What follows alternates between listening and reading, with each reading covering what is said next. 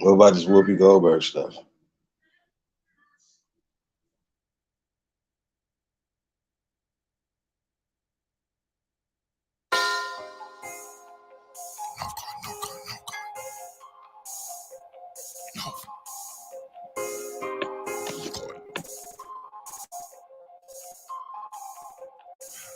Rose gold, money so blue it look like crips. Work so good this shit gon' flip. Sauce so strong this shit gon' drip, drip, drip, drip. Dope so good these hoes gon' bite. All these bitches nigga, all this ice. Everything now God drop be pipe, pipe, pipe, pipe, pipe.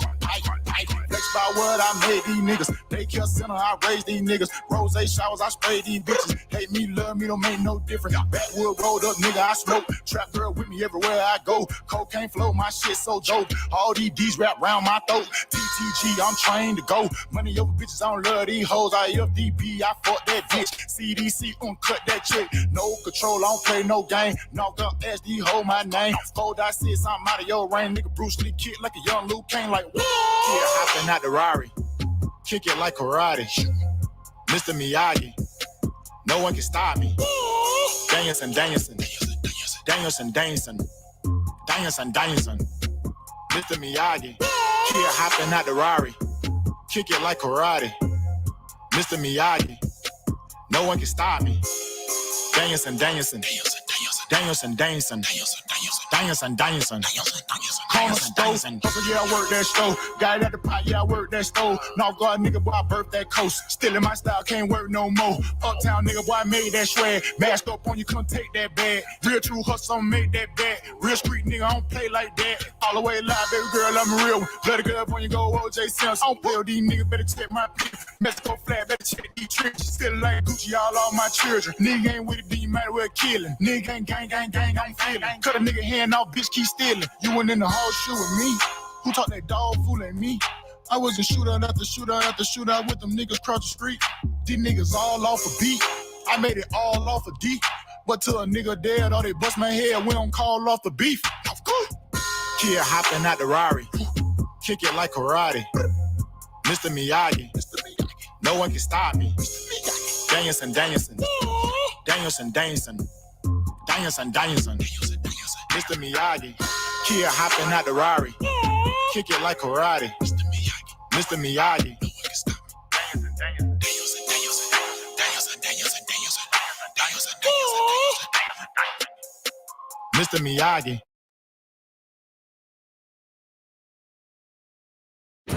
You're gonna have to kill some evil people that totally deserve to die, because it's your destiny. We need your help. Stack that bitch up, Mike. Yeah, truth can't be told, it gotta be realized. Truth can't be told, it gotta be realized. Freedom ain't free, it ain't legalized. Can't be told, it gotta be realized. Freedom ain't free, it ain't realized. Freedom ain't free, it ain't realized. Freedom ain't free, it ain't legalized. Realize, realize. Freedom ain't free, it ain't legalized. Real eyes, realize. Freedom ain't free, it ain't legalized. Real eyes, realize. Realize. Yeah. Slavery was a long time ago. How? Same motherfuckers still here right now. Colonized on our land, they ahead of us. Changed our name so much, they scared of us. Children of the sun, y'all don't compare to us. Pale-faced people, this ain't y'all area.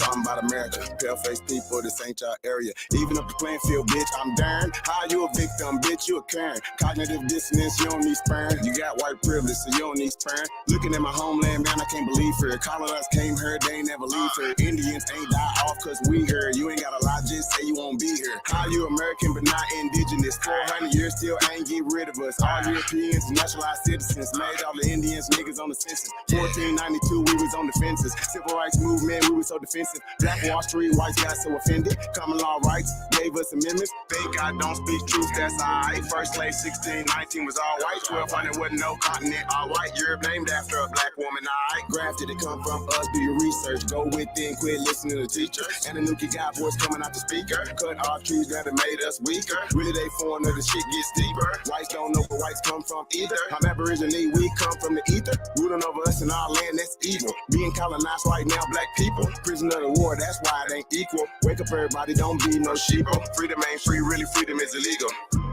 And And we can't get mad at this. Whites act like we can't see their advantages. Privileges real, they working in management. Low down dirty, but they calling us savage. They want you to think they above us. All white people are part-time judges. I ain't no racist, but I ain't no sucker. I ain't no African, but they my brothers. Been lied to, I got built up anger. You built everything, still waiting on the savior. Don't call yourself black, please do me that favor. Black tourmaline will protect you from a hater. Listening to your oppressors is dangerous. Gave us a Bible and stole our nation. Said we couldn't read what we didn't know the language. Kept us on paper because we didn't see the danger. American Indian, keep the religion. Skin copper color look just like a penny. Wanted our land and you called us stingy. Ain't no Democrats there together, pay attention. We got ancestors but the papers is missing. Kings and queens we just can't remember. Remember who you are, just like Simba. Now they got a vax, we don't want that in us. George Washington is the ninth president, look it up. United States only 10 square blocks, look it up. White people really the minorities, look it up. Courtrooms don't got authorities, look it up. You want me, say stop governing me.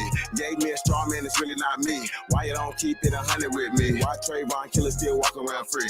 Made this song for the truth, don't hate it. History was told in reverse, I stated. Reach to impress somebody, gotta say it. I'm taking out of school, that's the reason I made it. History is his story. History is his story. History is his story. History is his story. It ain't my story. History is his story. Probably ain't your story. History is his story. It's his story.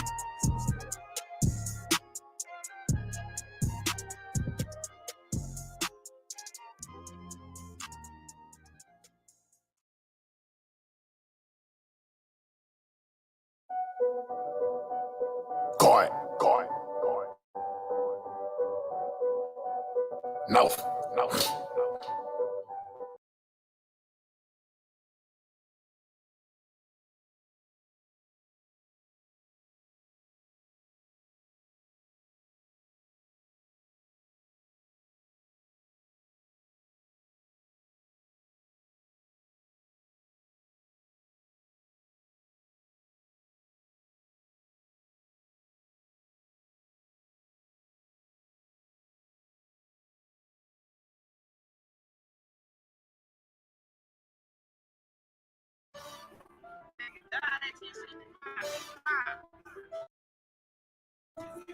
Yeah.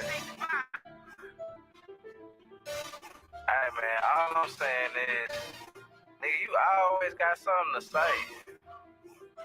It's like you don't shut up. On the track. A lot of niggas died 1865. Took a Michael flag, how I ain't gon' let it ride. Everybody hot and black was never on your side. They too mad to tell your apps where you sleep at night. They put that white man on. Got you begging them for answers like that white man know. Had you swearing you was African, that's that white man home. Had you proud to be a savage, that's that white man's zone. And I ain't talking shit, this my definition. If being savage was our nation, y'all be non-existent. We done took your ass out when we was in the kitchens. Instead of showing you how to live and how to maintain business. White supremacy fake. Only way that shit real is if you do what they say. We the guns of the gate. So when they say they fear God, now you know what they made. Shoot some, move some, shoot some, move some. Put us in the same room, it gon' go down. Hit a nigga with that boom, he gon' go down. Shoot some, move some, shoot some, move some. Put us in the same room, it gon' go down. Hit a nigga with that boom, he gon' go down. Every day my niggas dying, they don't know the truth.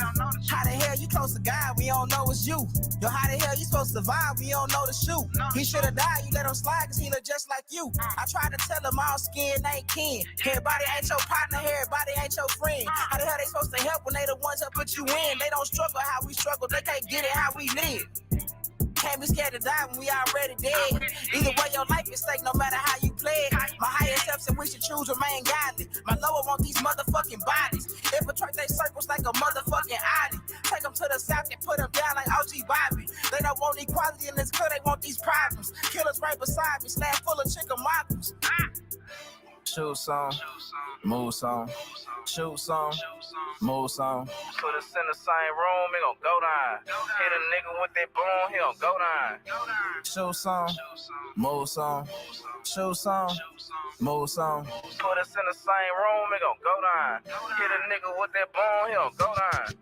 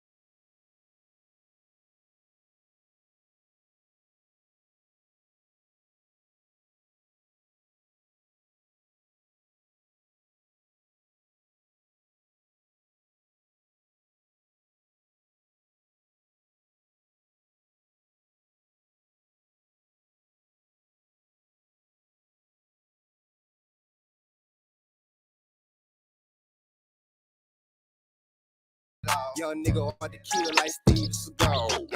Hell to the now. Y'all just let loose a ball head dog. Nigga don't feature with me at all. Young nigga hard to kill like Steve Seagal. Work, everything. Nigga, I feel like right this shit, nigga. Work, everything. Work, everything. Work, everything. Hell to the now. Y'all just let loose a ball head dog. Nigga don't feature with me at all. Young nigga hard to kill like Steve Seagal. Hey, I got 2 pistols. One name Mark and the other name Paul. Hey, yeah, they can solve. And both of them big motherfuckers gon' ball. Hey, round sippin'. Nah, I ain't tipsy. It's a little different.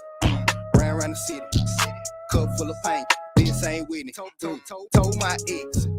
I'ma come by and I'ma come hit it. Oops, I did it again. Flex. Play with her heart, but bitch ain't Britney. On hell.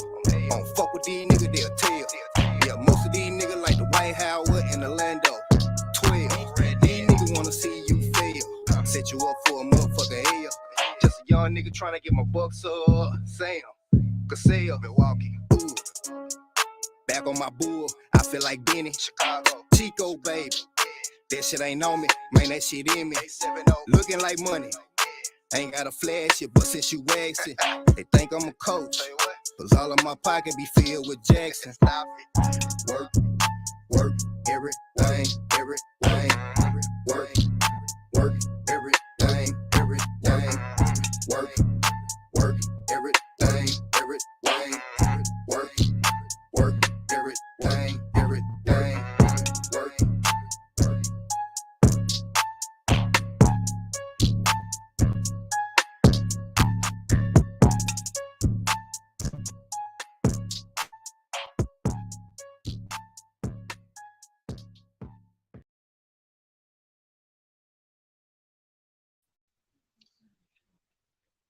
Peace. Peace and paradise to all American Aborigines. Spring Chief Holidays in the building, y'all. Excuse me. So shout out to my PIC in crime. My partner in crime is in the building, y'all. Y'all big homie, the one and only. The CEO is in the building. Say peace to everybody, man. Thank you guys. We thank you guys for all the support we get, man. I want to say thank you guys in advance. Everybody's gonna be listening to this later on. Definitely appreciate it. Got Shy Alpha in the building. M. Stowers is in the building. Jan, Elizabeth Young, Copper Color Nation, Ghetto Child Inc. I want to say peace to the guys, man. Thank you guys for coming through.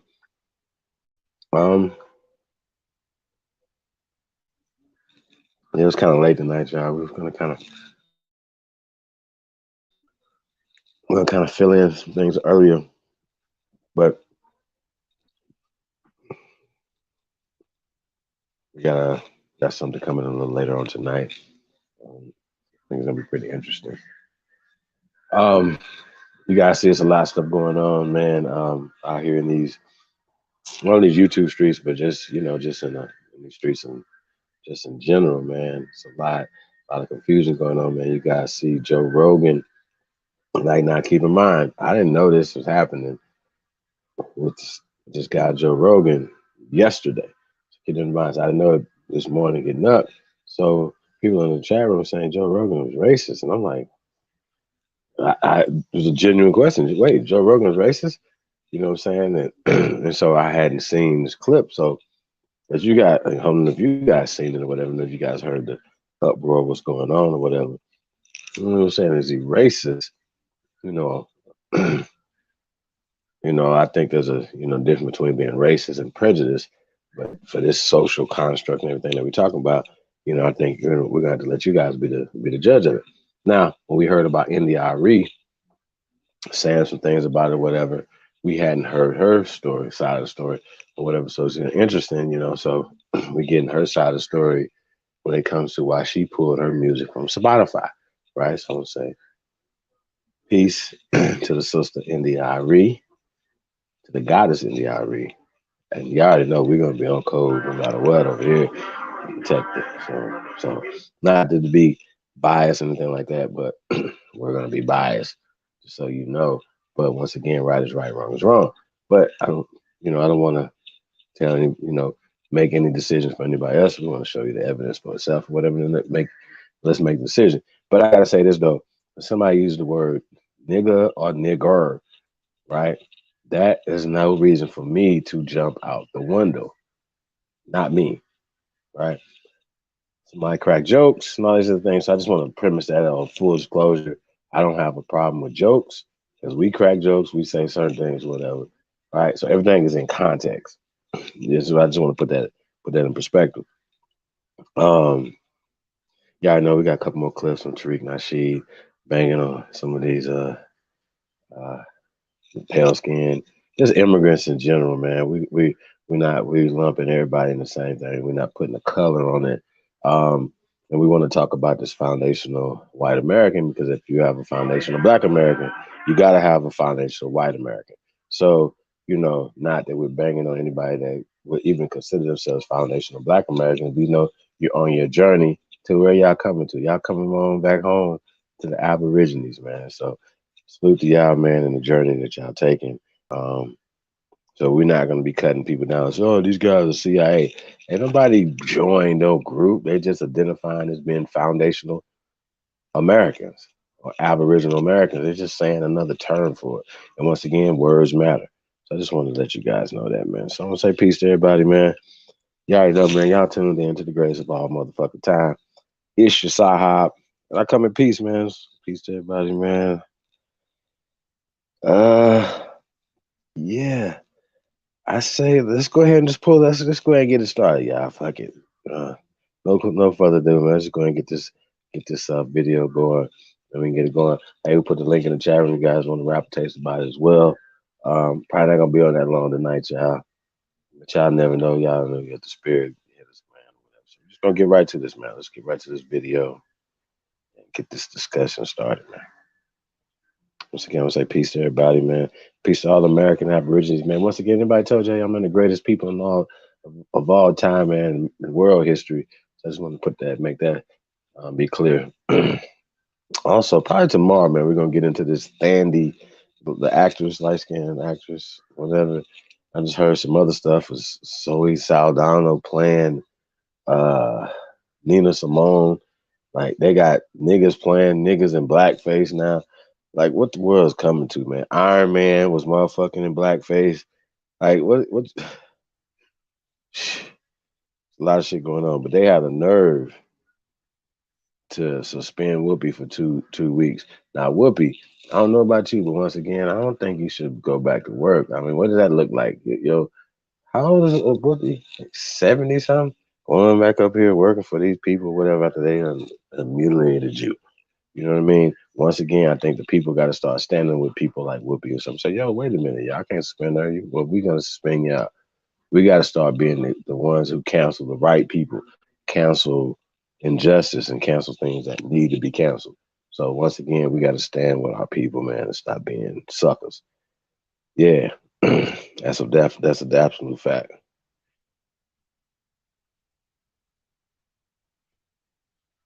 So yeah, man, appreciate everybody, man. Hey, maybe you guys haven't like, share, subscribe, man. You already know, man. Support the real. Hold on, let's see if this is up here. Hey, let's just get right to it. Let's go. Hey, y'all. I want to leave a short message here about why I decided to ask my music be pulled off of Spotify. So check this out. Grammy winner India Arie then showed a compilation of Joe Rogan saying the N-word 24 times on his podcast. So while Neil Young and other musicians are boycotting Spotify because of their, what they say is COVID misinformation, India is pulling her music because of Joe's racist language. I empathize with the people who are leaving for the COVID disinformation reasons, and I think that they should. I also think that Joe Rogan has the right to say what he wants to say. I also think that I have the right to say what I want to say. Spotify is built on the back of the music streaming. So they take this money that's built from streaming and they pay this guy $100 million, but they pay us 0.003% of a penny. Just take me off. I don't want to generate money that pays this. Just take me off. Boom. So Joe responded, not directly to India, but did address that compilation video of him saying the N-word 24 times. It's a video that's made of clips taken out of context of me of 12 years of conversations on my podcast, and it's all smushed together, and it looks fucking horrible, even to me. Now, I know that to most people, there's no context where a white person is ever allowed to say that word, never mind publicly on a podcast. And I agree with that now. I haven't said it in years, but for a long time, when I would bring that word up, like if it would come up in conversation, instead of saying the N-word, I would just say the word. I thought as long as it was in context, people would understand what I was doing. Like that context was part of the clip we were talking about Red Fox, how Red Fox said that word on television in the 1970s and how times have changed so much since then.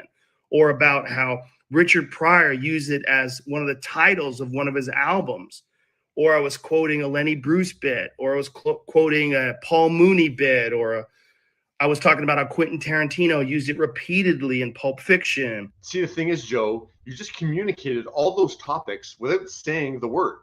So yeah, you can talk about those topics, but you don't have to say the word. It's pretty easy, and you just showed how you can do it. But anyways. I'm not racist, but whenever you're in a situation where you have to say, I'm not racist, you fucked up. And I clearly have fucked up. Now, India also posted the clip of Joe talking about going to see Planet of the Apes in Philadelphia. He takes us there. We get out and we're giggling. Oh, we're going to see Planet of the Apes. We walk into Planet of the Apes. We walked into Africa, dude. We walked in the door and there was no white people. I was trying to make the story entertaining. And I said, we got out and it was like we were in Africa. It's like we were in Planet of the Apes. I did not, nor would I ever say that black people are apes, but it sure fucking sounded like that. And I immediately afterwards said, that's a racist thing to say. Planet of the Apes wasn't even in Africa. I was just saying there's a lot of black people there. Yeah, Joe, you called black people apes in that clip. Like there's no getting around it. That's what you said. My sincere and humble apologies. I wish there was more that I could say, but all of this is just me talking from the bottom of my heart. It makes me sick watching that video. And look, I appreciate that Joe is not fully defending what he did, and he is at least apologizing for it. And reality is, Joe is allowed to say what he wants to say. It's free speech, and people are allowed to listen to that. That's totally their prerogative. The issue isn't Joe Rogan here. The issue is Spotify. And I think India said it perfectly. The subscription fees go somewhere. So you take this money that's generated over here and you use it to invest in this guy. Do what you want, but take me off. Musicians are paid a fraction of a penny for songs streamed on Spotify. Joe is paid $100 million. Spotify needs to answer to that. And you can look at Joe's video as just him protecting his paycheck. So Spotify, you need to decide where you're going to put monetary value now. You need to answer that question real fast. Yeah, what do you think of India pulling her music over Joe's racist language and Joe's apology for it?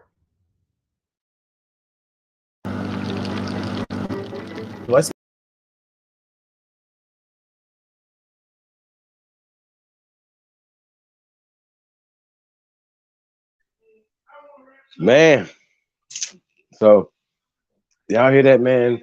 So I'm like them, man, you know, like Spotify. Hey, let's play the other one when they like see what Joe was saying specifically, because we didn't get to see that, but we can have a context in what he was saying. So they didn't show that in that clip.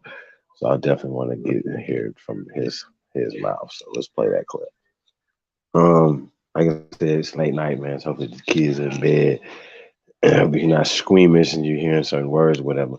But once again, we got to tackle this thing head on. Even him saying it was terrible on his part, you know, before we started psychoanalyzing everything and what everybody was saying or whatever. But some of the things that stood out in that was just that monkey thing, right?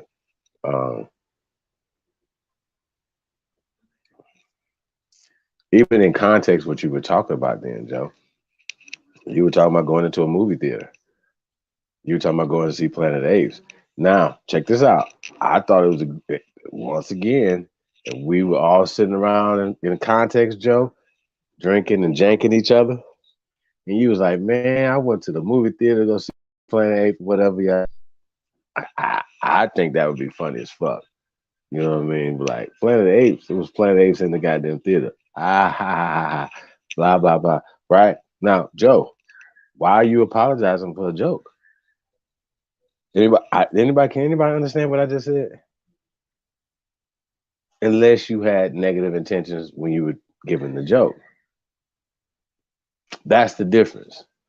When we're telling jokes, calling somebody African booty scratcher or something like that or whatever, then they turn around and say, your grandfather is a slave of a slave whore. And you're like, wait a minute.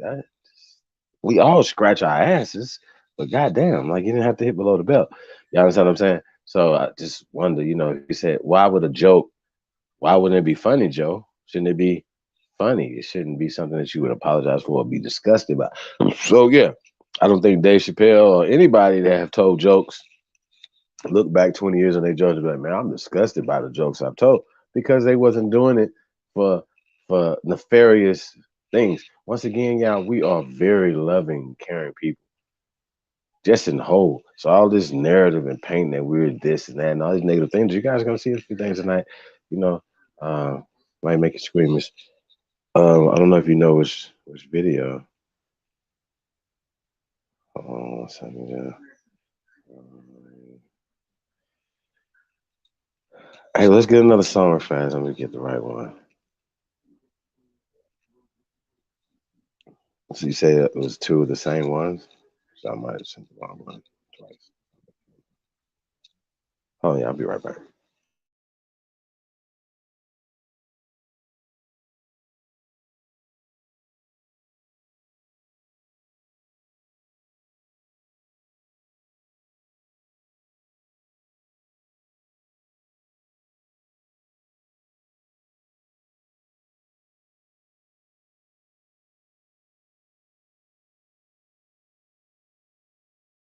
Now y'all crossed the line, so what's happening? My ancestors wouldn't like you crossed the line, so what's happening? We original, y'all GMO, y'all lying. I do this for my Nietzsche. Oh yeah, my Nietzsche. I do this for my Nietzsche.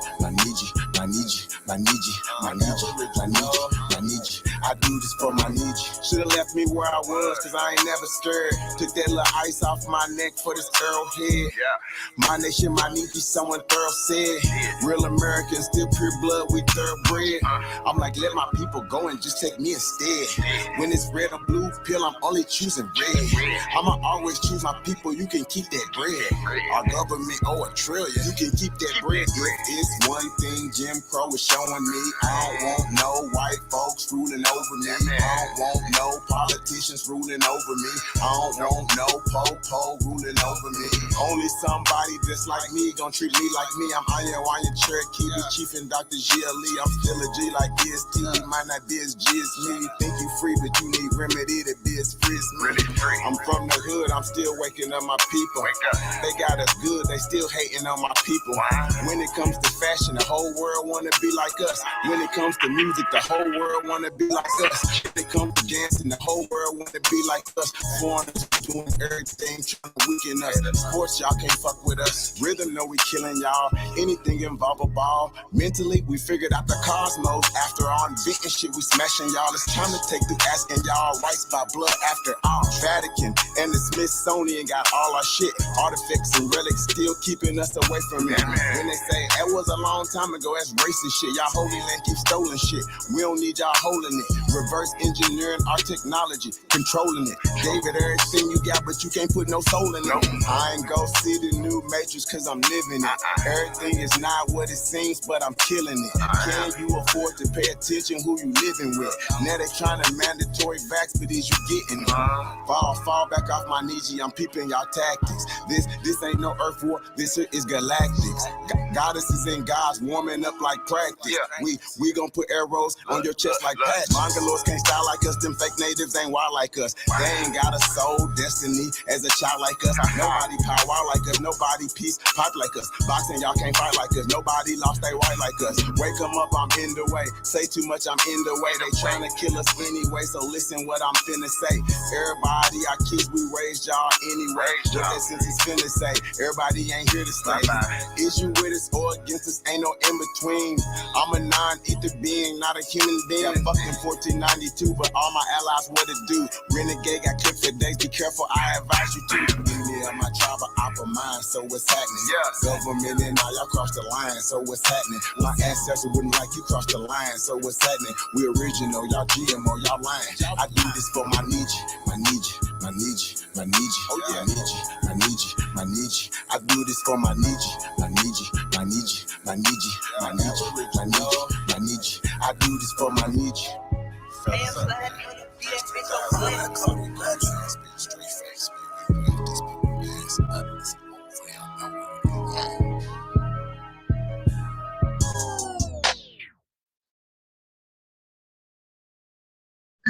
Yeah, man. Bears 3000. So hey, I just want to get right into this clip. So I see Tim Calisipi in the building. Rain Alexander. Peace to the guys, man. Appreciate you guys. I see Yan the Magnificent in the building. Peace, Empress. Shout out to everybody, man. Tapped in. Hey, so I'm gonna pull this clip up, y'all. We're gonna get into this. Put the link in the chat room too. Let's get right into this, man. Like I had seen this first, and so we gotta. I don't want to spoil it. If you haven't seen it, so we gotta check this thing out. So let's pull this up real fast, y'all. Just 1 minute. Hey man, that like button, share. Appreciate it.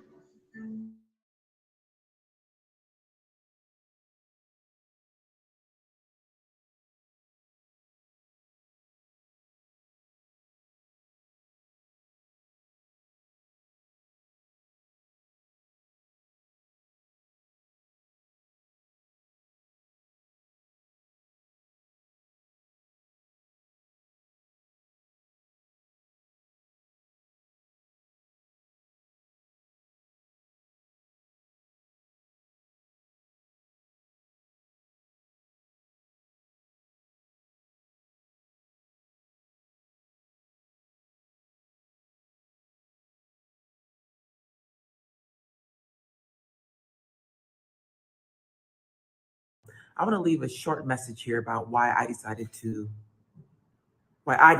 ask my music be pulled off of Spotify. So check this out. No white people. Says, okay, take me to this one.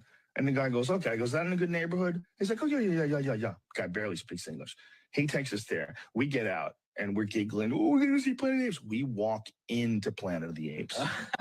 We walked into Africa, dude. We walked in the door and there was no white people. It says, okay, take. I empathize with the people who are leaving for the COVID disinformation reasons, and I think that they should. I also think that Joe Rogan has the right to say what he wants to say. I also think that I have the right to say what I want to say. So as an artist who builds, Spotify is built on the back of the music streaming. So they take this money that's built from streaming and they pay this guy $100 million, but they pay us 0.003% of a penny.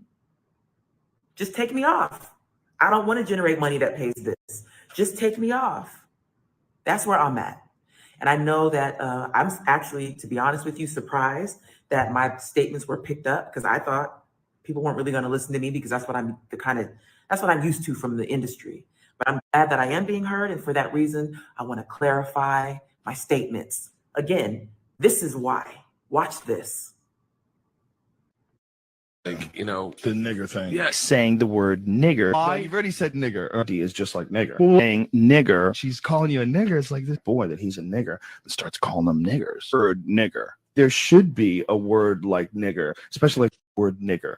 That's our nigger. About niggers. He says nigger. Guy, a nigger. And then our niggers start saying nigger. Allowed to use the word nigger. Out the word nigger. See nigger, word nigger. Say nigger, and he couldn't say nigger. And most nigger. So we know how social media can be. Things can be doctored. People are taken out of context. It's happened to me many times. However, I want to be clear in no uncertain terms. Where I stand on this is that he shouldn't even be uttering the word. Don't even say it under any context. Don't say it. That's where I stand. It's my right to stand there. I have always stood there. I have other feelings about it, but those are nuances that are not meant for this moment. He shouldn't even be saying it. And so the confluence of energies comes into play here. So now we have this person who is offensive to a lot of people, who's paid $100 million. Spotify, the backbone of Spotify is the music. So you pay the musicians that are the backbone of your business 0.003 to 0.005% of a penny, and you take this money that you generate over here, because all the rest of it goes somewhere. The subscription fees go somewhere. So you take this money that's generated over here and you use it to invest in this guy. Do what you want, but take me off. Or pay me too. And I don't just mean me, I mean us. Artists like me, pay us too. Pay podcasters of color too. So Artist Relations from Spotify called me yesterday and they asked me what I want, and I've been thinking about this all night. I'm not going to say it all here, but what I want to say to you is something that I already knew, but I want you to know that they said it last night.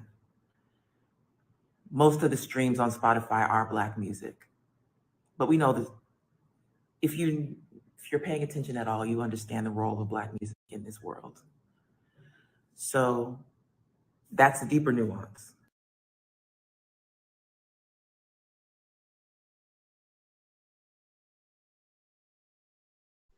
Yeah, man, that was India Arie. You guys heard what the whole ruckus is about Joe Rogan and what he's talking about. Yeah, it sounded pretty bad.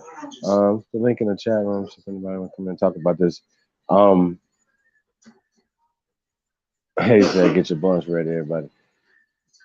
Said major. You talking about Threads 3000, Joe? Major. Put the link in the chat room. What you talking about? Everybody, man. Yeah, man, y'all come on, hit the link. Let's talk about it. India Arie is right. You know, but it's really interesting. The people, how networks, platforms, streaming platforms, whatever, use the artist, you know what I'm saying, and then turn around and pay it out large contracts for people like Joe Rogan, stuff like that, Howard Stern, so on and so forth, right?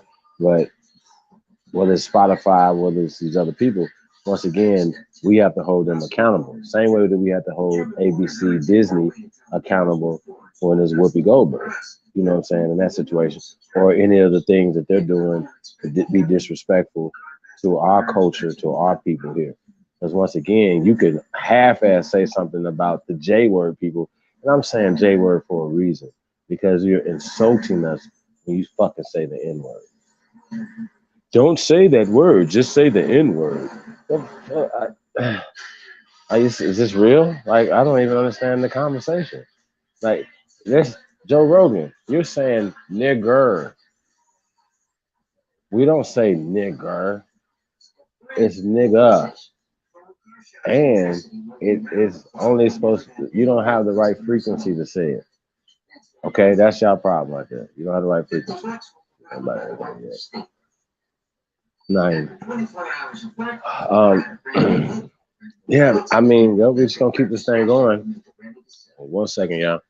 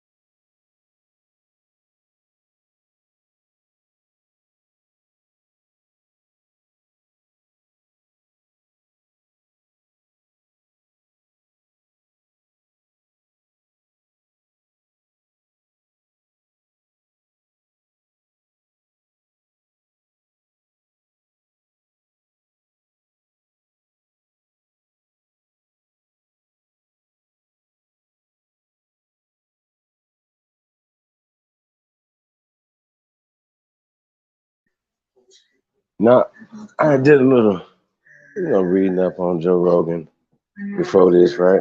And it, it's pretty interesting. He moved around a lot. Hold on. What up, man? Yo, peace to the panel. Halito. What's up, man? What's going on? Let me put my here y'all better. Cool, yeah, man. Oh man, I seen what y'all posting. Y'all posting all the old Tariq Nasheed clips. I'm like, they couldn't wait to get on this African bashing panel right here. Oh, wait. So that's huh? So you believe? So you don't agree with Tariq Nasheed, and you're saying it's African bashing? I agree with him, but at the same time, I think he's trolling as well. Right, but I mean, you can tell the difference between a joke and not a joke, right? Yeah, but he's harping on this like it's anti-FBA talking points every show. Like it went from, I remember when he started. Now I was watching his shows before this. Soon as the 80s thing stopped off, and then when he broke off from 80s and started doing the FBA thing, you know what I'm saying? And then after that, he was going in full force because before then he was talking about his trips to Tanzania and all this stuff and shooting 1804 and all that shit, and he totally got off of that shit. Start talking about niggas non-FBA bad hairlines and shit. So we're gonna get back to that real fast. So I want to ask you about this Joe Rogan thing.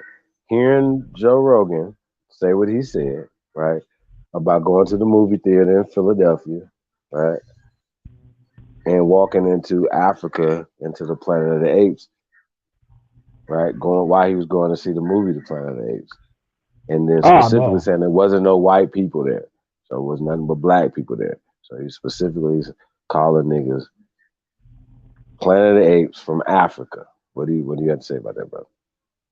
Let me chime in on that. And Tariq Nasheed been calling Joe Rogan out. Like he said that like Joe Rogan had like suspected white supremacists on the show. So he had an episode. It was one white boy talking about Tariq. I'm glad Tariq Nasheed brought that up about which I don't know how other people missed it. Like when a white boy said that melanated people had this gene that was causing them to be more prone to violence. And then your boy, what's that motherfucker? Bilderberg, or they're gonna point out what's that motherfucker name? InfoWars dude, right?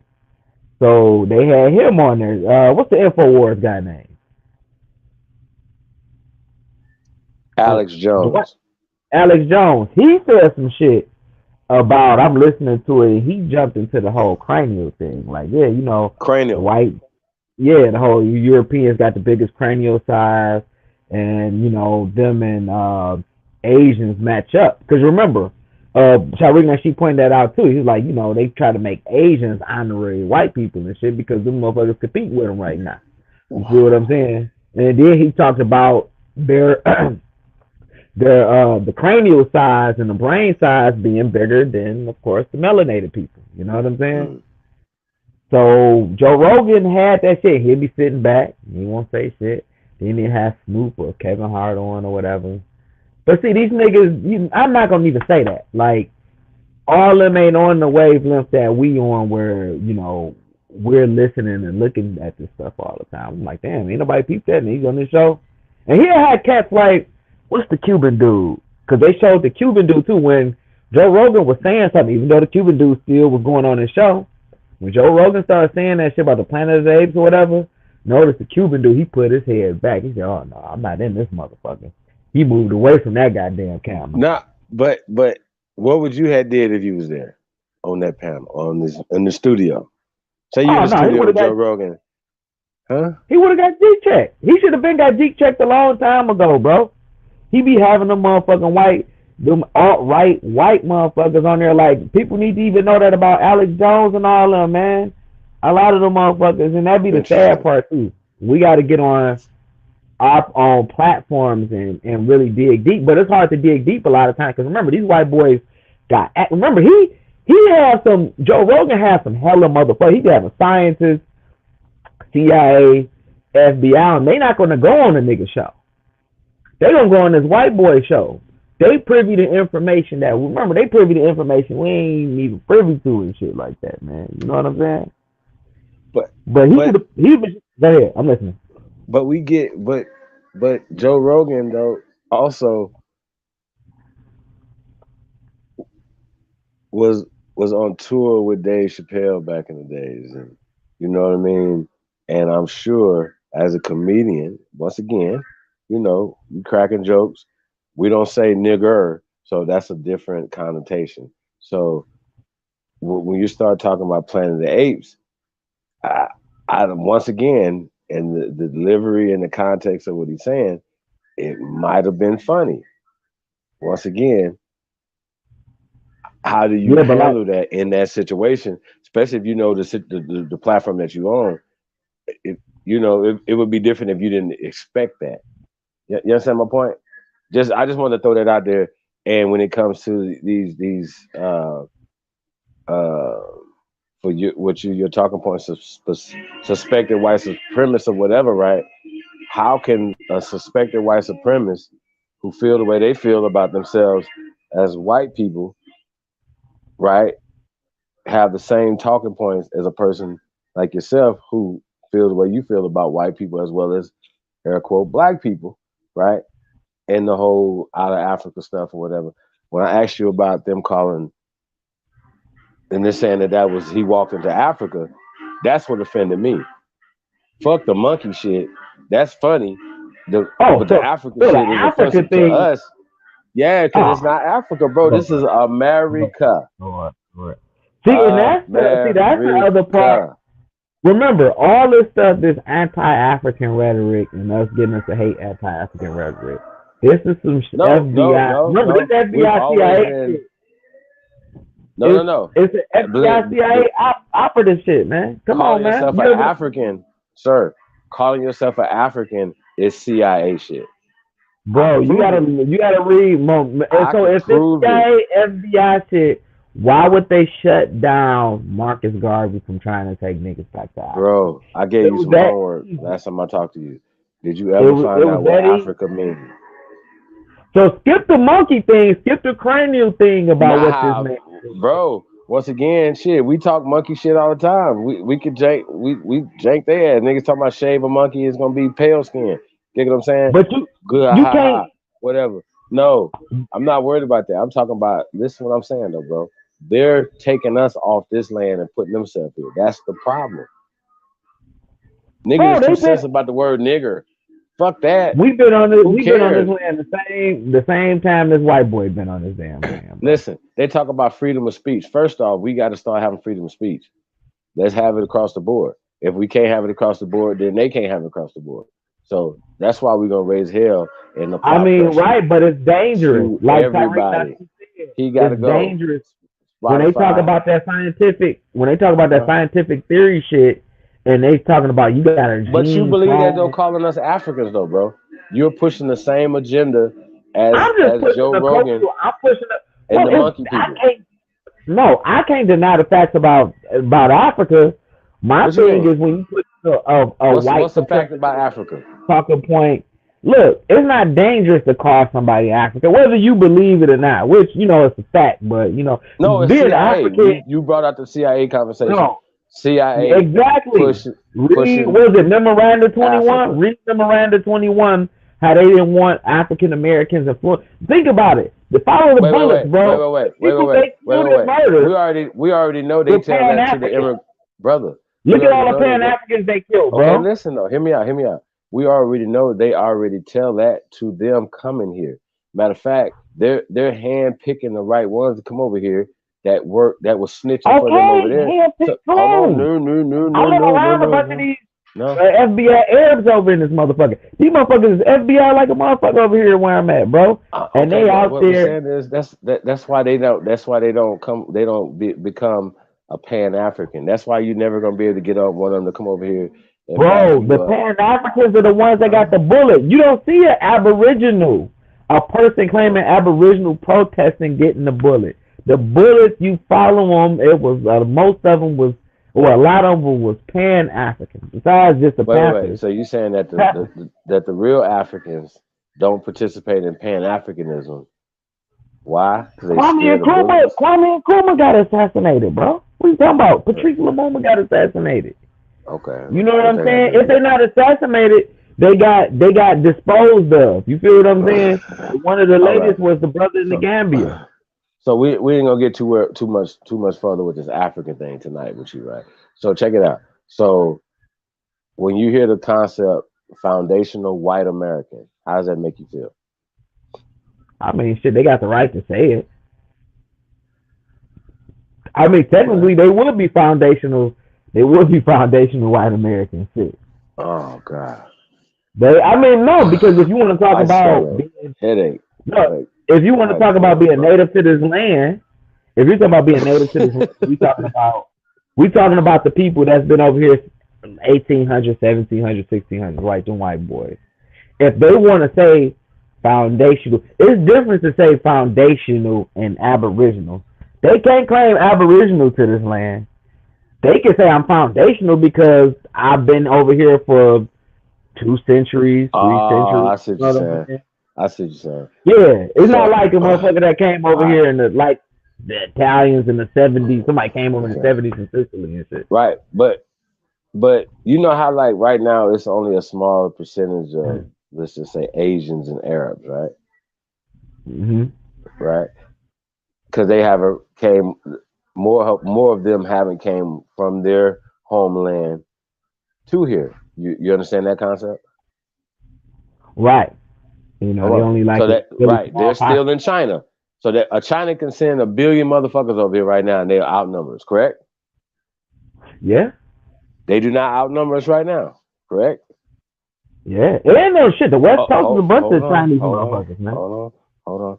So in the 16 and 1700s, they hadn't sent that many pale skins over here yet. Could you understand that concept? Yeah, it wasn't that many. I mean, what shit? They was only so there wasn't that many to do shit. So not only they didn't build anything there where they were from, they definitely didn't come over here and build shit. So to be foundational. Well, how did y'all niggas let these little? How did y'all let these a dookie pile, bro? That's what I'm saying. Why did y'all let these goddamn pilgrims come over here and whoop y'all ass, man? That's what I'm mad about. No. They whoop your weak ass people asses. They didn't whoop our people asses, bro. Hey, look.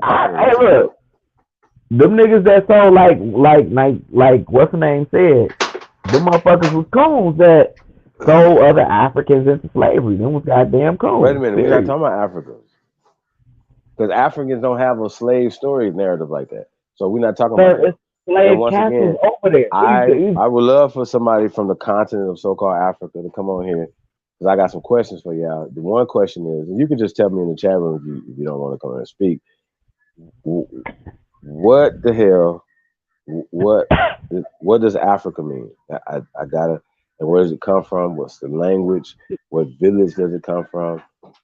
I mean, but that's not really important. That's not really important though. Like, it's not. We know Africans wasn't calling Africa. Wait. I said I've charged anybody calling themselves African as being CIA operatives. So okay, you got it. Any kind of African, Pan CIA operative, South CIA operative, whatever the fuck you talking about, Africa, you a CIA operative. It's fine. Everybody good with that? We gonna turn the heat up. Why don't you go around these Arabs? Why don't you go around these Arabs that I used to work amongst, and you watch their channel, and the CIA commercial comes on? I'm looking at this shit, offering them to be on the CIA. You don't see that shit on no goddamn African channels. Now, let me say this: they train a lot of them motherfuckers that go and they overturn their countries like that nigga. What's that nigga? What's that Liberian dude? Before you say that though, the Africans are under the Arabs through Islam, correct? Depending on where you at. No dependent. There's no dependent. Oh yeah, because Christianity. Nigga, if you walk around my name, you my son. If you walk around my name, you my son, sir. I don't know. Christianity might be the largest religion over there, bro. Over where? In Africa? In Africa, yeah. That's false. You got to think the most populated motherfuckers in Africa. Nah, the most population of people in Africa is okay. Well, you might want to do your research. It ain't no niggas in the middle of the Sahara now on the coast, Morocco, all that. You got Mali and everything. I think Christianity. You know what I'm saying? We talking about the fact that Christianity is a new. Check this out. The fact that Christianity is a new religion to the continent of Africa, as well as Judaism. Well, let's just go to Judaism, right? Well, no, you talking about further let you know it doesn't come from there. Like, bro, we be on the dumbest shit ever. Just think of the concept of what I'm saying, right? They're saying that this religion and the Messiah comes from Africa. Period. Don't fuck with me. I'm not about to go back and forth. Well, it was a Levant chief. Kick your own ass. Okay? Kick yourself in the ass. All right? That's what you do. But Egypt, what is called Egypt now, and all that, going over so-called Middle East and all that, that's Africa. Okay? So that dude, Jesus, for instance, Moses and Abraham and all these people are from Africa, according to their story. My point is, how is it not there? How are those Abrahamic religions new to these people? Most of that stuff came up the Nile, bro. It came up the Nile. The Nile. And those are mythos from older mythos, bro. But they gotta add up the pygmies. But the indigenous or the Aborigine people of the Sudan, of Tanzania, and these are all new names, by the way. And these people are Arabs. Well, now, Sudan is that's Sudan not original to them, huh? Sudan is Arabic, so you want to talk about Arab invasion and everything, all that, Africa. Well, you got to remember those languages is related too. You got to remember those Ethiopian and Somalian language. That's that what are they called? Hamitic languages and Afro-Asiatic languages. Mm-hmm. They call it Hamitic languages. So a lot of them niggas that keep talking about the Kursi, the Ham, and all this shit, them Hebrew Israelites, the people that they considered the Hamites was the niggas with the lighter skin and the curly hair. So all them Somalian niggas. That's why a lot of them Somalians and Ethiopians be thinking they better than they dark skin, more woolly hair kin in those same countries. Matter of fact, the Somalians was fucking selling the Bantu slaves, the Bantu Somali to Northern Africa. All them niggas on the fringes of Africa, like the fringes of the desert and connected to the Middle East, they were selling the Africans from the inland. The Swahili coast, they were selling the shit. Tipu Tip. Who else you want to go to? Shit, you want to talk about Mali and all them places? They were selling Africans from inland, and then the Fulani. Even though the Fulani got sold into slavery, a lot of them came here as the cowboys and stuff like that. they sold a lot of people into slavery. You know what I'm saying? A lot of them Islamic Africans sold a lot of the non-Islamic Africans into slavery. You know, they wouldn't have got no slaves if it was niggas selling slaves. If it wasn't niggas with a slave shop already set up, they wouldn't have got no goddamn slaves. Period, point blank. Africa been a fucking punching bag for people ever since Egypt fell.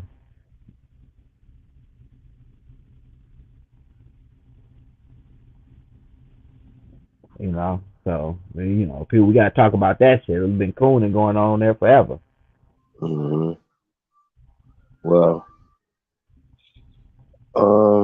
we got another. I dated a Somalian girl, bro. I dated a Somalian girl. Her mama didn't want her talking to niggas. You said that. Hey, so we're gonna see what's going on right here. Let's go. This is something interesting. I don't want to spoil it, so let's just get right to this right here. I want to get your opinion on this. Let's go. All right. We have Arie Asaru. Arie Asaru, sir. You turn your microphone on. Yes, sir. My real name is Timon. Run a business called the Spiritual Shade Room, and I'm a longtime supporter. And I'm a foundational Black American. Yes, sir. I completely support your movement. Me and my brother has been listening to you for a long time.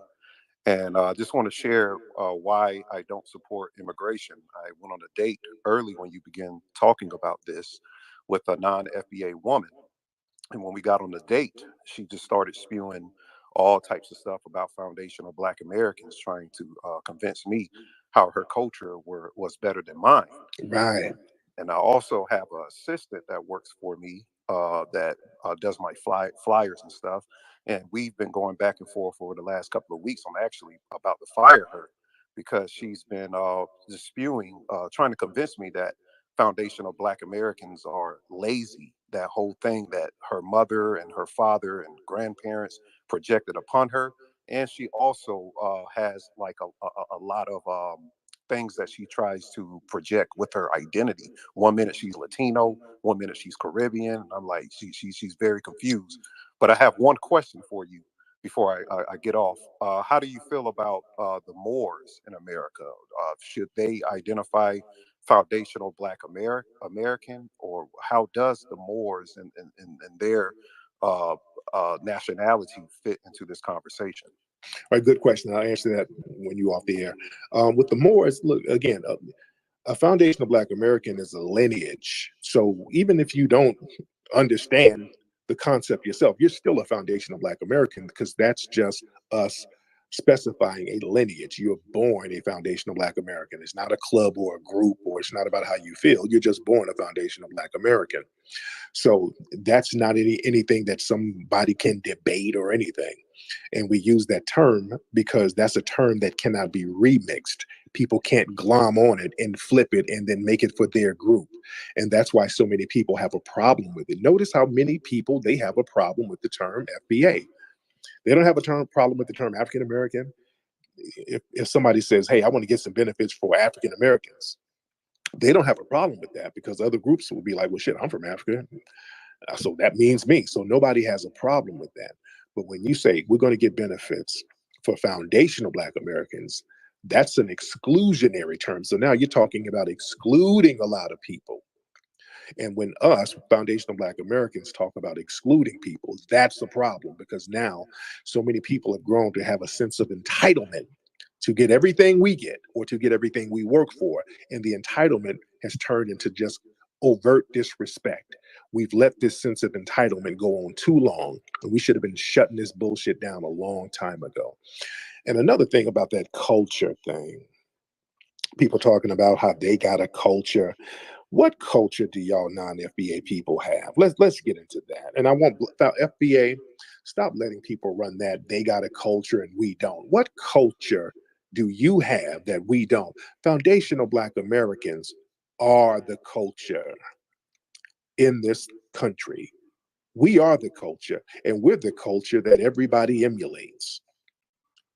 I really want y'all to stop letting them get away with that bullshit line talking about they got damn culture and we don't. The hell is your culture? please, somebody, get on here if you're from the diaspora.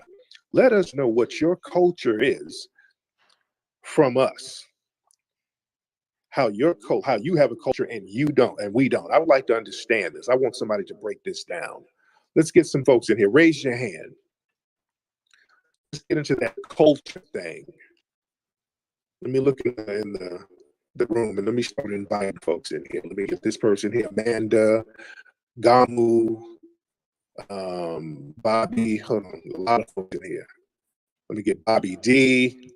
Okay, let's start with some of these folks first. Okay, Amanda. Oh, and I think I had you on before, Amanda. I remember you had an Asian man on your thing, and you were a black woman from the diaspora. So, Amanda, turn your microphone on.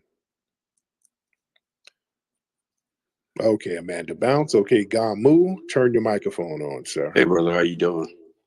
Hey, sir, how are you? I'm good. Hey, I might not. I mean, I'm going to say something that might not be sounding good to all the Africans here, because I don't know and I don't get it. Why all this?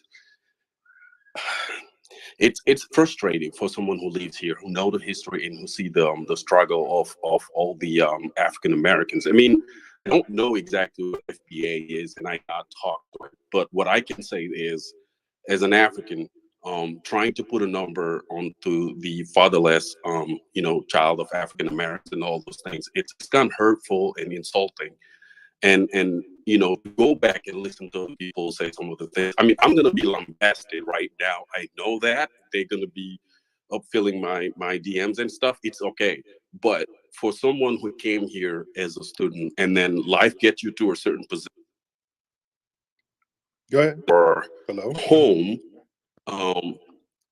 you end up making this place your home. I believe there are certain things you shouldn't be saying. I mean, going to say that black people are lazy or they don't want to do A, B, and C. There's a part of history that's inside of it that we don't know because we weren't born here. We don't know exactly what they have been through. So for me, I understand that all these things are being said and people are having their own spaces and then saying their own things. But at the end of the day, you cannot judge someone if you have not been in their shoes. And that's exactly what's going on right now.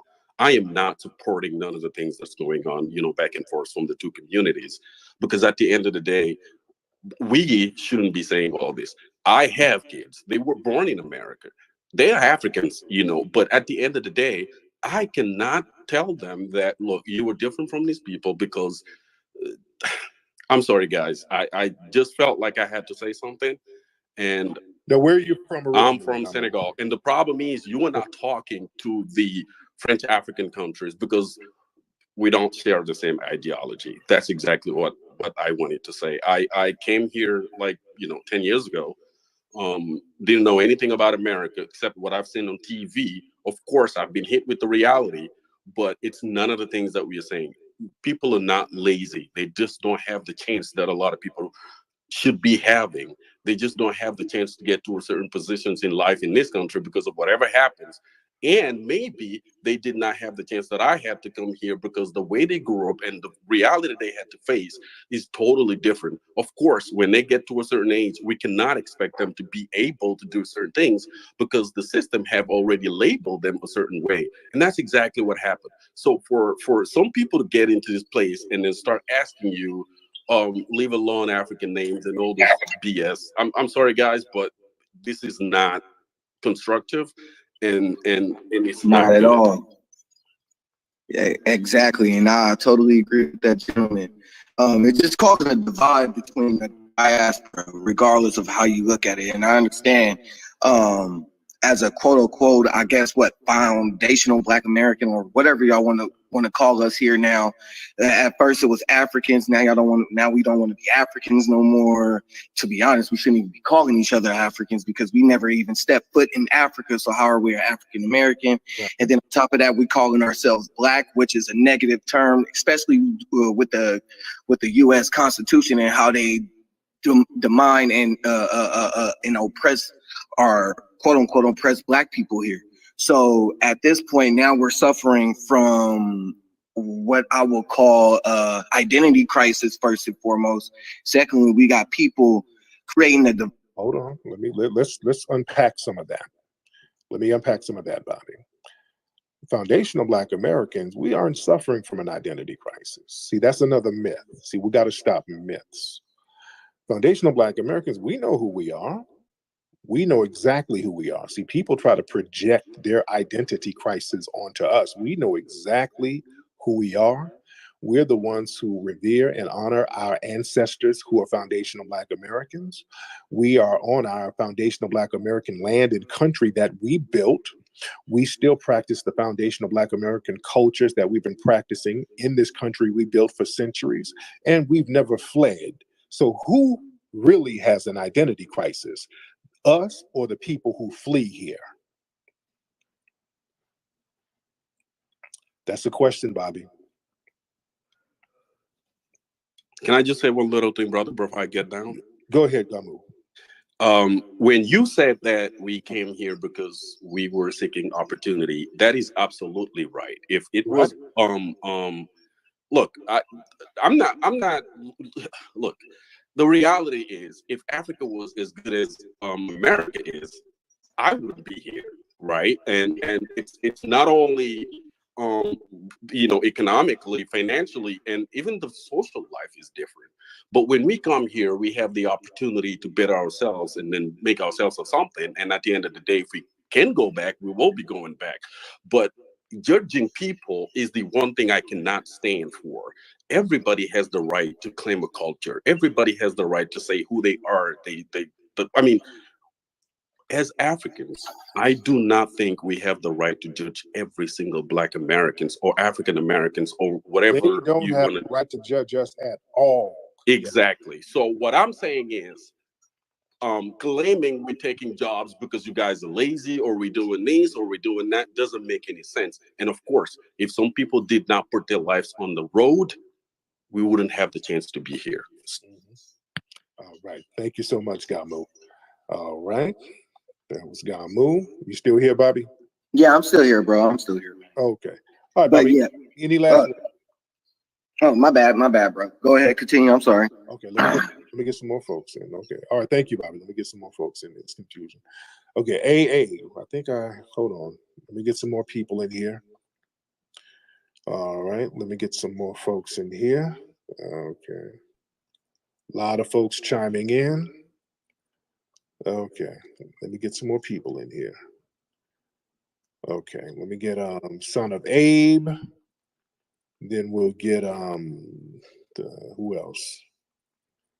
Let's get Son of Abe. Hey, Tariq, how's it What's going? up, Son of Abe? I'm good, Son of Abe. Where are you calling from, sir? I'm calling from Washington, D.C. I've actually been following your sessions for a while. I think you bring up very interesting topics. And just to add something I've always wanted to say. Now let me ask you this: are you foundation American or are you immigrant? I'm an immigrant. I'm a Nigerian immigrant. There you go. All right. So I've been here for say 6 years now. And to be honest, some of the things you talk about are true. I've had rhetorics from my African brothers and sisters sometimes saying, Black Americans are lazy and they should take better advantage of the resources that they have. And every time I try to communicate the fact that you cannot judge people if you haven't walked in their shoes. And that's a huge learning curve that immigrants, especially African immigrants, need to make sure they educate themselves in. Yeah, let me ask you this, because I keep hearing that consensus that we're lazy. Foundational Black Americans, we've built the most institutions than any Black group on the planet. So where this weird thing about us being lazy is very weird.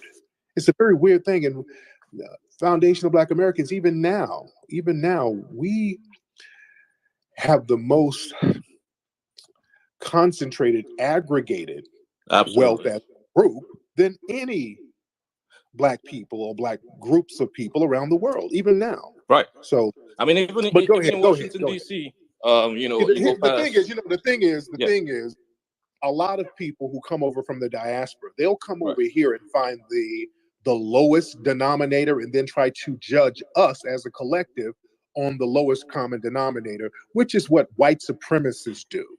They'll go to some housing project and look at the people in the project and say, okay, this is Black America. Right. But if we went to Africa, Nigeria, Ghana, and went to a neighborhood full of huts and say, hey, damn, look at that. Oh, they were like, oh no, that doesn't represent us. So people want to play this lower common denominator game and then try to put their hat on that, and that's disingenuous. I think so. As a matter of fact, you touched on something which was the next thing I was about to say. That narrative is actually a white supremacist narrative, Right. you know, and you know, people unknowingly walk into it and jump into it, not knowing that there's more that meets the eye than what you see. You know, you're seeing African Americans struggling. We're all struggling most of the time, but you see African Americans struggling, and you don't ask yourself, you don't educate yourself to know that this, you know, there's a 400 history of just structural segregation. Yes. Let me get some more calls. Let me get some more calls. Let me get. On this episode of Is It Just Me? Insight with T, I want to get into this Twitter Spaces Tariq Nasheed has been doing for the past week, and shout out to Tariq on this one. We both fellow Detroiters. What up, though? It says, are there any FBA people still trying to support immigration? And I just want to touch on a lot of things that Tariq has been touching on, and I want to go ahead and piggyback, put my insight into this, because my mother married a Nigerian back in the day. And when I hear these different Nigerians, Senegalese, Congolese, Somalians, Eritreans, Ethiopians, people from Kenya, Uganda, Cameroon, I don't care, Cape Verdes, Madagascar, it's 54 countries in Africa. And even when I was in college, you hear the rhetoric, you hear the talk, the speeches about black this, black that. You blacks don't have a culture. You blacks are lazy. You blacks don't do anything. You blacks are monolithic. You blacks can't get anywhere. And when you hear this kind of talk, chatter, or whatever you want to call it, it can become annoying, monotonous. It's not overbearing, because we know as black people who are from here, we're not from there. We know how it is being here, dealing with the situation that we're in, the cards we were dealt, and how we are a very resilient people, brilliant people. I'm going to say it, resilient and brilliant. And when you have people coming around with this chit chat about they're better, first of all, we all humans, ain't nobody better than nobody, but we are from different regions. We're from over here, they're from over there. But when you think about it, the Olmecs and the Aborigines and the indigenous people, they were already here. Then when you think about the Africans that sold us, that was treacherous. That was downright dirty and cutthroat. But then again,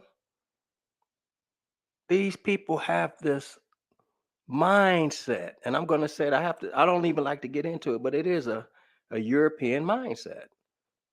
And they get vetted when they were getting wetted by the Europeans, spraying them with guns and cannons and this and that. But they want to bring their ideology, their vitriol, their anger, and just spew it on us. When you listen to some of the Twitter spaces that Tariq has done in the last week or so, and you're going to hear Somalians and Ethiopians and Nigerians and the lot. just bitter, angry. Now I'm from the D, and I saw it. The Nigerians, they're jealous, envious. Not all. You can't put it all in the basket, but enough of them. Especially the women. The women take the cake because the men want to get with the fine sisters that you can't resist. Give me a sister, I can't resist her. But you got the women, and their women ain't all that good looking. I'm not into fat, overweight, obese women. And remember, what might float your boat might sink mine, and what might sink mine might float yours. It's to each his own. That's my narrative. But they have a bitterness, a vitriol against the sisters. Come on now. The sisters fine in a mug. They come from the darkest to the lightest. Take your pick. And as long as they in shape, they get that right weight on them and they working out. I don't care if it's Big Tanny, EOS Fitness, whatever. As long as they eating right, staying hydrated, and keeping them hips and them lips right. African American, no. I'm going to say it. The sisters from here are fine. As long as they keep themselves in adequate shape. Because there's nothing like a sister that's got it going on. You know, the kind of girl that stands out in the crowd. Now, I digress. But let's talk about customs. They always say, you guys don't have no customs. But let me tell you something. Custom, the arts and the social institutes and achievements of particular nation, people, or group. Let's talk about that. Let's shed some light on that. Let's unpack that. If we didn't have no culture, why? Everywhere you go, I don't care if you're around Arabs, Asians, Caucasians, Caribbean, South America, Hispanics, everybody, Indians, everybody copies our culture. I was in the Indian restaurant. I'm in California. Michael Jackson did Thriller. You know how he has the whole entourage grooving, getting down, boogieing, dancing. Indians copy that. Go look at Bollywood. Go watch some of their movies. Go to an Indian restaurant and look. They play their music. And they have their videos copying everything Michael Jackson and every other person that's Black American do. Let's go to the Caucasians' persuasion. Elvis stole from Chuck Berry. The Beatles stole. The Rolling Stones are called because of a black guy. That's why they call themselves the Rolling Stones. It's so many thefts. And I'm not going to even say allegedly on the Kardashians. They are vulture cultures. Vlad TV, vulture. Let me say this. If the Armenians, Arabs, whatever you want to call them, if their culture was so good, go over there and make money with your culture. Can't do it.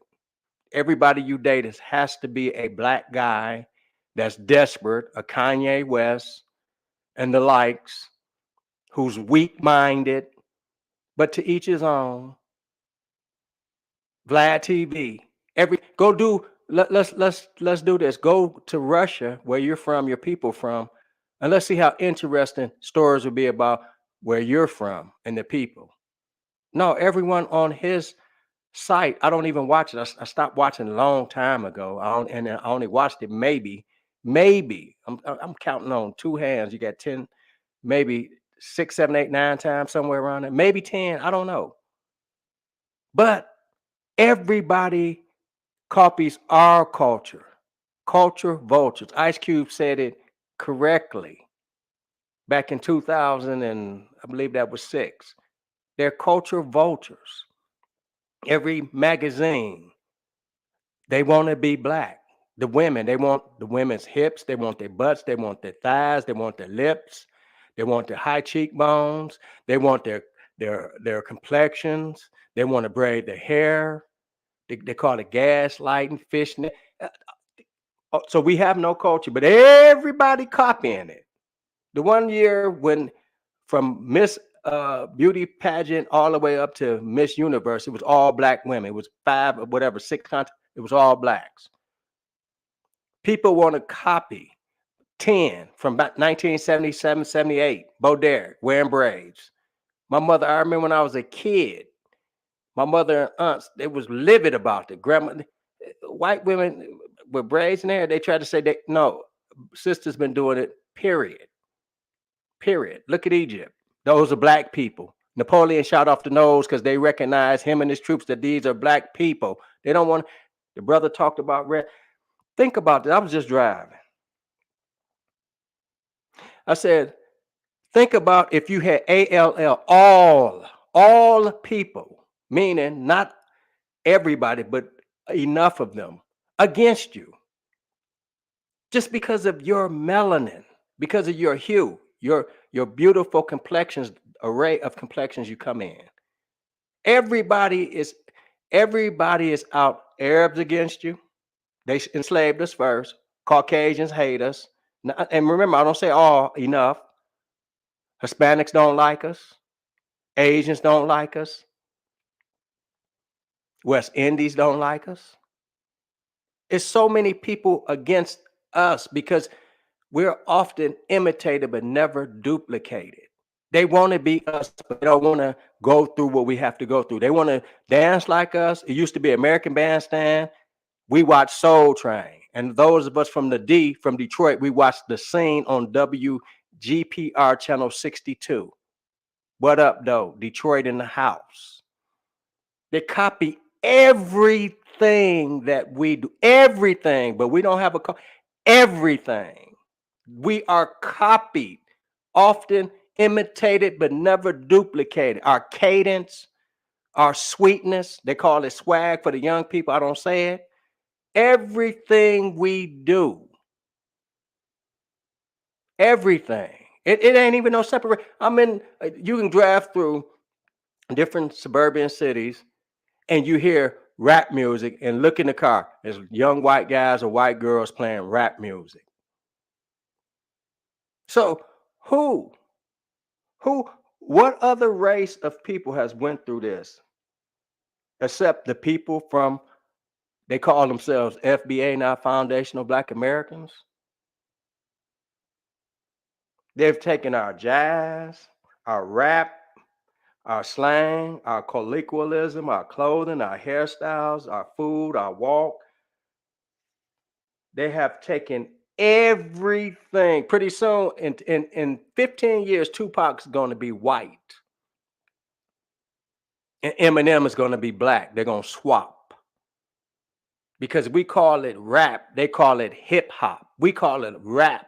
The first record came out in 1979, Sugar Hill Gang. Rapper's Delight. So you tell me, all around the world, every other city we go, every other video, no matter where I go, they're copying us. They're copying us. And tell me it ain't so, or is it just me? Because T gonna give you some insight. Is it just me? Go ahead, like, share, subscribe, let your fingers do the walking. It's a snap. Get back and let me know. Because Tariq got them on fire. They mad at Tariq. They want to take him down. One African guy said they're gonna have a thing Saturday, tomorrow. Today is Friday. To try to get him off Twitter. And Tariq is snapping. I'm like, you can't get me off. I can't be canceled. These people have a vitriol, a disdain, when they should be thankful for and have gratitude for, again, all the stuff that Tariq is talking about. Go ahead, listen to some of his stuff, but listen to mine too, y'all. Go ahead and subscribe to my channel. Like, share, subscribe, leave your comments. But yeah, this word akata. Let's talk about the word akata. I first saw that on Lethal Weapon in '87. Akata. He's like, what's this word? I saw it on one of Wesley Snipes' pictures, Sugar Hill. Guy talking about akata. Akata, which brings us to this word, a Yoruba word. So Yoruba, often used to refer to blacks.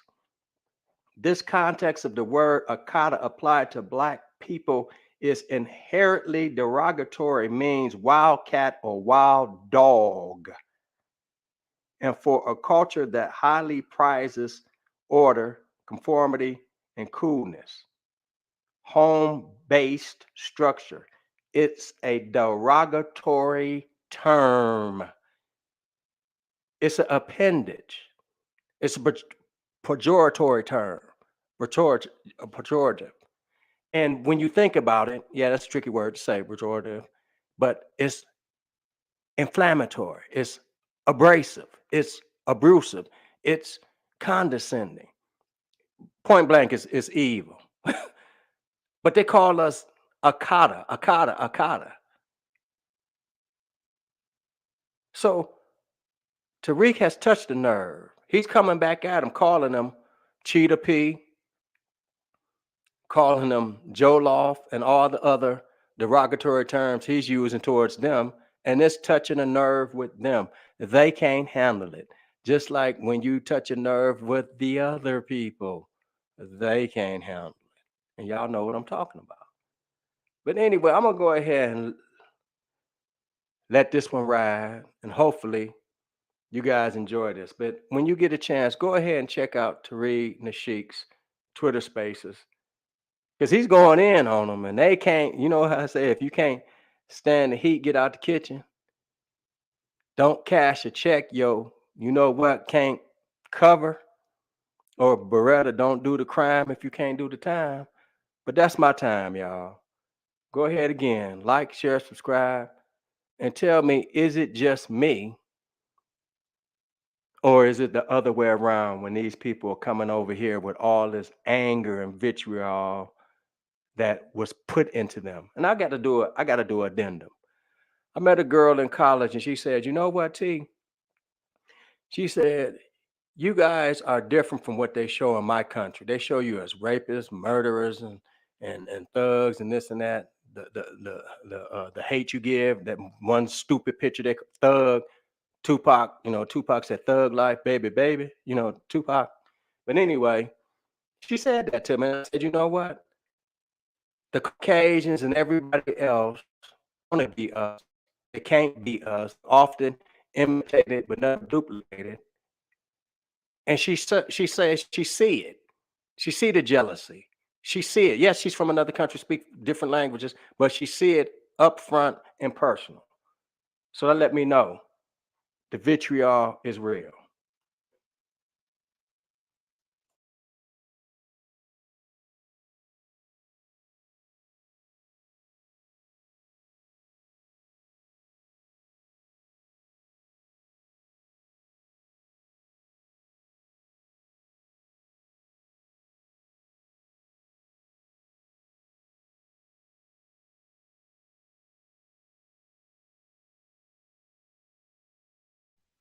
Cass, what's up, man?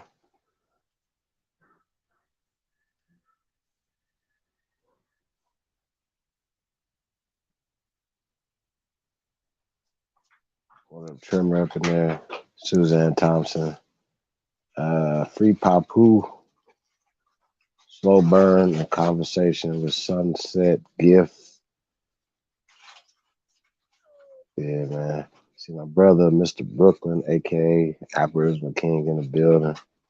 Cali Love. JB. If I name what you want, man. Yeah, I mean that's the whole point, JB. We're trying to tell them, people are moving though in that direction though. That's the key thing. Yo, I'm back. Yeah. So what do you think about that, bro? Oh yeah, man. Well, he been. I can't sit here and say Tariq is like wrong. Now his delivery, this nigga being goofy and trolling and shit, which could be funny at times.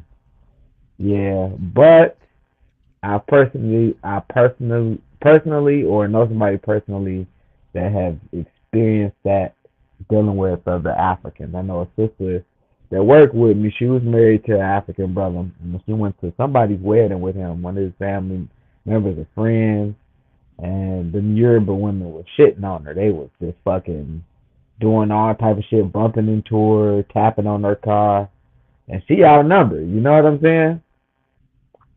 And just was bothering her. She telling him that, and instead of him taking up for her, he took up for his people.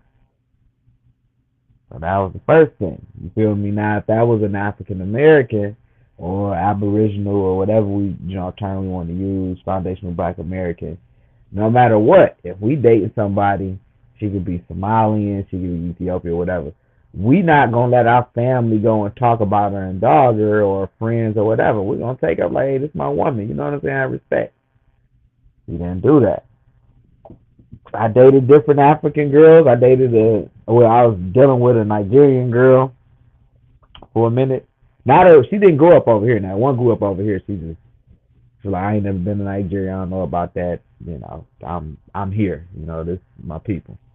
But the other one, oh man, as soon as she got mad, she called me a cotton. So that was one instance. The Somalian chicks, the dudes, we used to go to the club over in Canada all the time, the black clubs, and everybody be over there. Somalian dudes are always getting into fights with the black dudes from here, and they always getting their ass whooped. But the Somalian chicks would, tell me about like what their mom said, like, hey, and the Sudanese chicks too. Said, hey, our mamas don't want us talking to no Black American dudes. They rather for us talk to a white boy before we talk to a Black American dude. So, and called us, what did she say? Their mom called us yo-yos. Because we say yo all the time, so I don't want you talking to them yo-yos. You know what I'm saying? So I've experienced it, man, numerous occasions, or hearing about it from the girls that didn't want them talking to Black Americans. You know what I'm saying? Now everybody wasn't like that. You feel me? The West Africans, like West Africans, of course, people would get together or whatever, but you would find those cultural differences. And then that should have come out that jealousy thing, man. You know what I'm saying? That, hey, you niggas are lazy and all that. This shit is true. And you gonna sit here and say it's false. Now, it ain't everybody doing it, but, I've met a lot of coons. A lot of coons, man. Even when they had a festival, the African World Fest, right? They'll come there, they'll be vendors and all that, and that's cool. They'll come make money, sell a little kente cloth or whatever or whatnot. But they had their own separate festival where they don't invite no niggas or whatever to that. That's their own little shit. So I seen it firsthand, man. But at the same time, I met some down hard, ride or die brothers from Africa, motherland, that roll with us. You feel me? But, the cooning, you meet the coons, the cooning be outweighing the goddamn, because they don't send a lot of the riders over here. A lot of niggas they send over here is coons. So I'd have met too many coons, bro. Too many coons, man.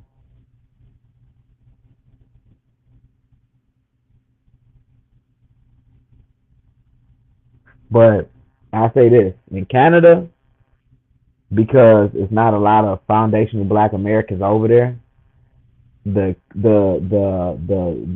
Africans and the Caribbean people become the black. They basically become us. So especially the Caribbean people, more so the Caribbean people. Like then everybody in Toronto is like Jamaicans, or they from some part of the island, and they become the same. They adopt the same type of thing from us. You know what I'm saying? It's the same situation. They got gangs, they got hoods, all that in Toronto or whatever. You know what I'm saying? And sometimes the Africans will stay away from them and do their own thing, or they get into their shit too. The Somalians over there in Toronto making trap music and everything. You know what I'm saying? And one dude is like getting big over there off of that stuff. So they become what they complain and say what we, talk about us or whatever with the rap music or whatever. They end up becoming that over in places like Canada or shit, the UK. You know, so that shit only lasts for one generation. Once them kids is amongst people, I mean shit, we could look at Chameleonaire. He Nigerian, you know what I'm saying? Once they kids got a foothold in the door, they ain't like they going back to Africa. They come in mixed in with everybody else, joining the sororities, the fraternities, and all that shit. You know.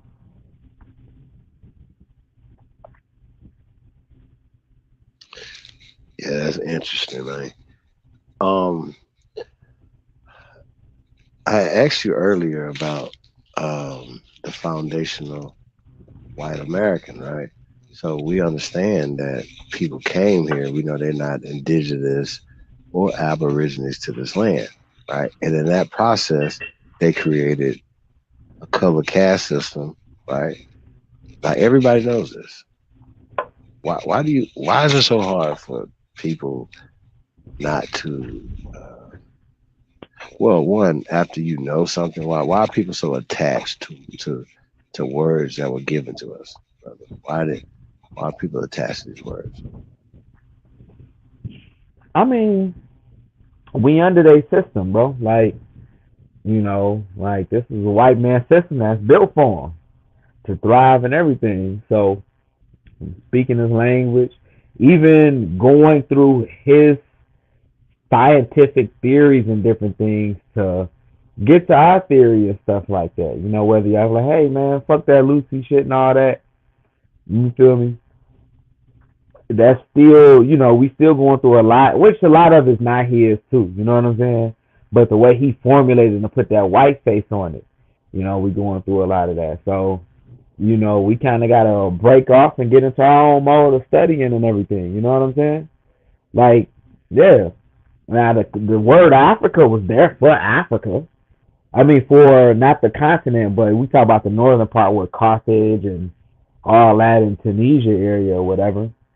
But calling the whole continent, that shit came later. You know what I'm saying? Because people weren't really even identifying. I mean, they were on a continent, but people identified with their tribal, group, or their tribal heritage. Whether they were Wolof or Fulani or whatever tribe they was before that, before they even migrated to those places they are now. I've even Al-Kibalan, that's an Arabic name. Al-Kibalan is not a native name for that continent. People were just kind of living within their tribal spaces. But we're using the westernized way to kind of approach and name things and categorize things, because we live in we live amongst the white supremacist system.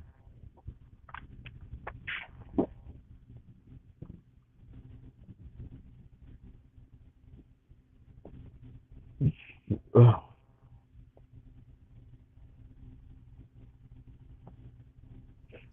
Yeah, man, that's interesting. Oh yeah. Let's get a musical break in here real fast, man. Hold on, we got Shy Alpha in the building. Shy Alpha, man, what's happening with you? How you feeling, brother? Peace, Sensei. Peace to homeboy. What's that, Cass? King Cass? It's King Cass, peace. Peace and blessings, and peace to the chat. But we could build when you're done with the music holiday.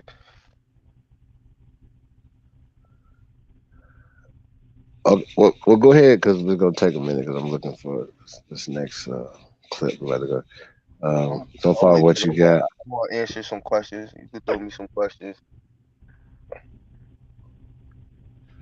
Well, so far, what you've seen, though, in that film and just the whole conversation right now that's going on in Twitter space or Instagram, just Africans not dealing with us, not liking us. Nobody, and for that matter, coming here dealing with us, not liking us, and then turn around and saying, well, look, you guys didn't work hard as us. You guys didn't get A's in the system, and you guys don't want to work hard, and address that for us, brother. I want to, we all come with different perspectives. So my perspective the world is really. I ain't gonna say fuck the world. It's grab your fucking crown, y'all. This is for who it's for. Grab your crown and polish that throne. Especially from, I ain't good off subject though, but besides the so-called Africans, any race, they looking at us. We, like you said, we push the culture forward. Is what do we do now? Now it's time to once again build within ourselves and get right and build with the other nations who want to get down with the code. Because history repeats itself. Because this was the same conversation then. You get what I'm saying? Because we have multiple nations. It was the mindset, bro. And this is a beautiful time. Look at the narrative. Look at the narrative. You've been dropping jewels. You've been doing your due diligence. And Cass, it seemed like you ready to come home too, big bro. But yeah, y'all, it's a beautiful time. It's the step up. We can't wait for nobody to give us nothing. It's the return of the God conscious. It's return of the master builders. And if you're gonna call yourself a god or a king, you gotta be accountable for that title. I digress.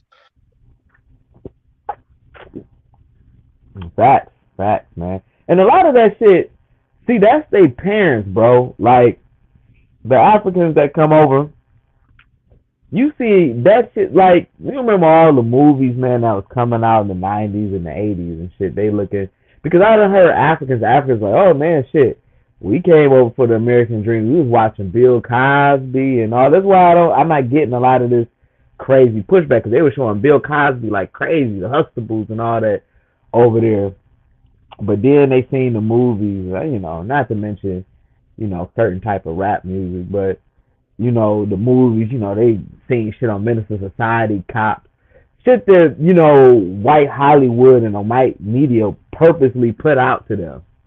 And they're like, oh, no, these niggas are lazy.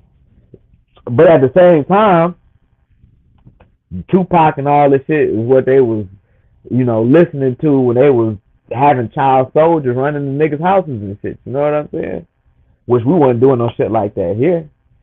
You know, but you know, that mindset like coming from the 90s with all of, you know, the cops and all that shit, you know, white folks purposely put that out. Like I heard them, you know, they say white people had talks with, hey, don't fuck with the niggas over there, you know what I'm saying? Them troublemakers there amongst your community and all that. And that shit should be there, bro, because there's so many black people in colleges right now and universities getting degrees, man. People going to school for this and investing in everything. It's a whole different world from the 90s, man. You know, so that whole, I mean, they shouldn't have had that mentality in the first place because But in to the 90s, piggyback off what you're saying, yeah. just like when you put your phone on the charger, it ain't gonna just go to 100%. You gotta look at the download.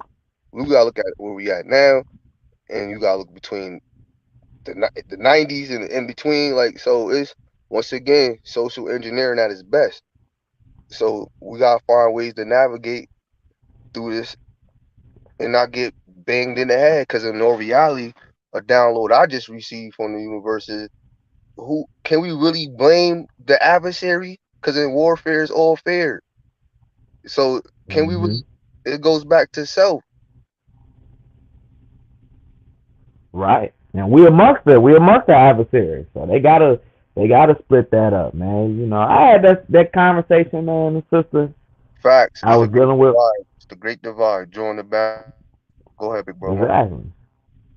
No, man. I had the conversation with that sister that grew up in New York. So she came when she was 9 from Honduras. She's Garifuna. And she was saying some of those sentiments too. And I'm explaining to her, like, look, you know what I'm saying? You lived in New York most of your life and stuff. You came when you was 9. And you talking about you got culture and this there. You don't understand why things are like this in America. You know, you didn't have a mafia in Guatemala. You say it's crime in Guatemala. You say they judge the darker skinned people there just like they judge them here. You feel what I'm saying? I know a lot of the cats that's Garifuna that join the Bloods and Crips in New York and stuff like that. And same in Belize.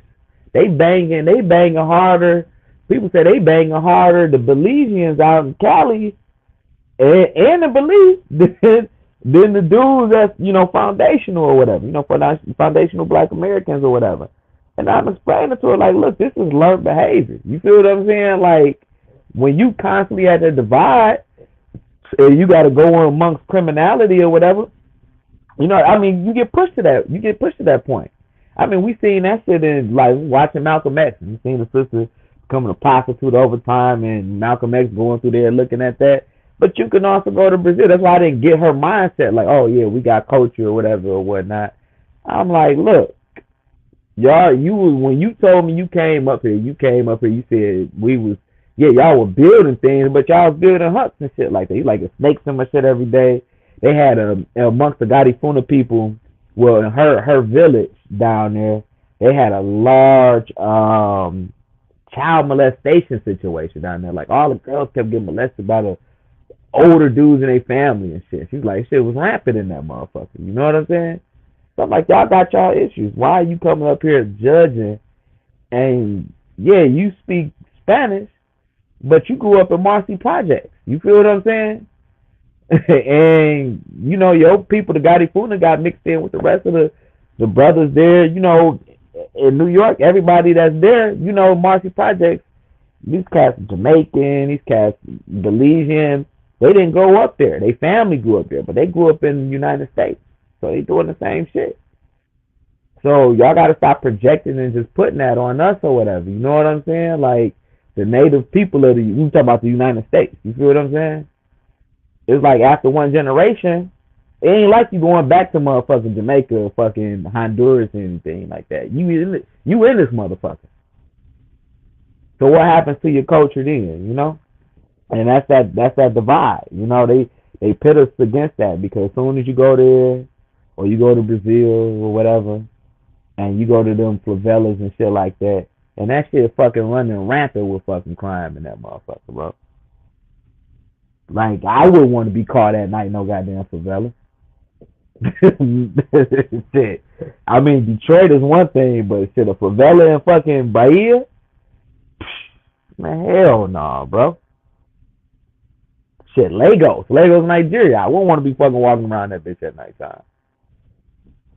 So these cats, man, it don't make sense to even stereotype us when you coming home from shit like that. Like, don't even go there, bro. You know?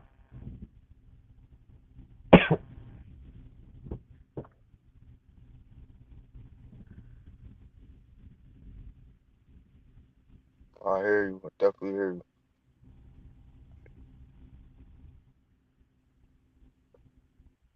Billy Goat was good. Chilling, man. You good? I've been asking for a few days to hear that major, because I can't find it nowhere. Y'all be playing it, but I need to hear that major, man. It's perfect time to hear that thrash major right now. Major. What? I'm trying to think what song you I talking don't know if about. that's the title, but I know he was talking about something. When we all link up, that'll be major. You talking about Aboriginal? Yeah. Okay. Ain't how to be Aboriginal. Yeah. Yeah, it's called Aboriginal. Okay, well, we're gonna get that in. We got Sunset Gift in the building. Sunset, Peace. What's happening? Peace to the panel. How you guys doing this morning? It's morning where I am. Grand Rising. I saw the clip earlier, Chief, that you was playing with the African guy interviewing the people in this country. I'm not sure what country it was, but I wanted to get up on the panel to add my little 2 cents, because I used to be married to an African guy, and I actually have 2 kids with him, and we're not African, no way, no shape, no form. And the crazy part is, they want to be us so bad till it's ridiculous. When you go to their country, everything that's American, they praise. I'm talking about They go to the flea market and buy used American clothes, and it could be something as a like a old Sean John shirt. Like they treasure anything that comes from America. But like you say, they come here because it's very hard for them to even get a green card or anything like that to even get out of their country. So when they come here, because of the things they've been taught about Black Americans, African Americans, indigenous, whatever you want to call yourself, they take it and they turn their nose up at us. They feel like, we don't take advantage of, they always say, we don't take it, you guys don't take advantage of the education. You guys don't do this, that, and the third. Yeah, if we lived in pretty much mud hut and had nothing to do, we would be probably much more educated than we are too. In America, we have much more luxury. So the focus is not real. I mean, our parents say education is key. I get that. But it's not like when you don't have nothing else to do, all you got is a stick and a rock. Yeah, you would go to school to have an outlet. You would be more focused in that. And they think they're better than us just because of that aspect. For whatever reason, they think they are the original man. I personally don't feel we migrated from anywhere.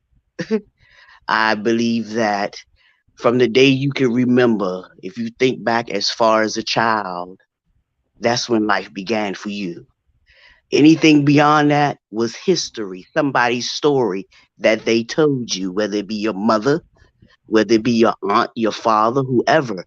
Those things before the day you can remember, you don't know what it was or where it come from. That's just my personal opinion. But just going there to Africa and being from, searching my ancestry and family history. Everybody in my family is from Virginia.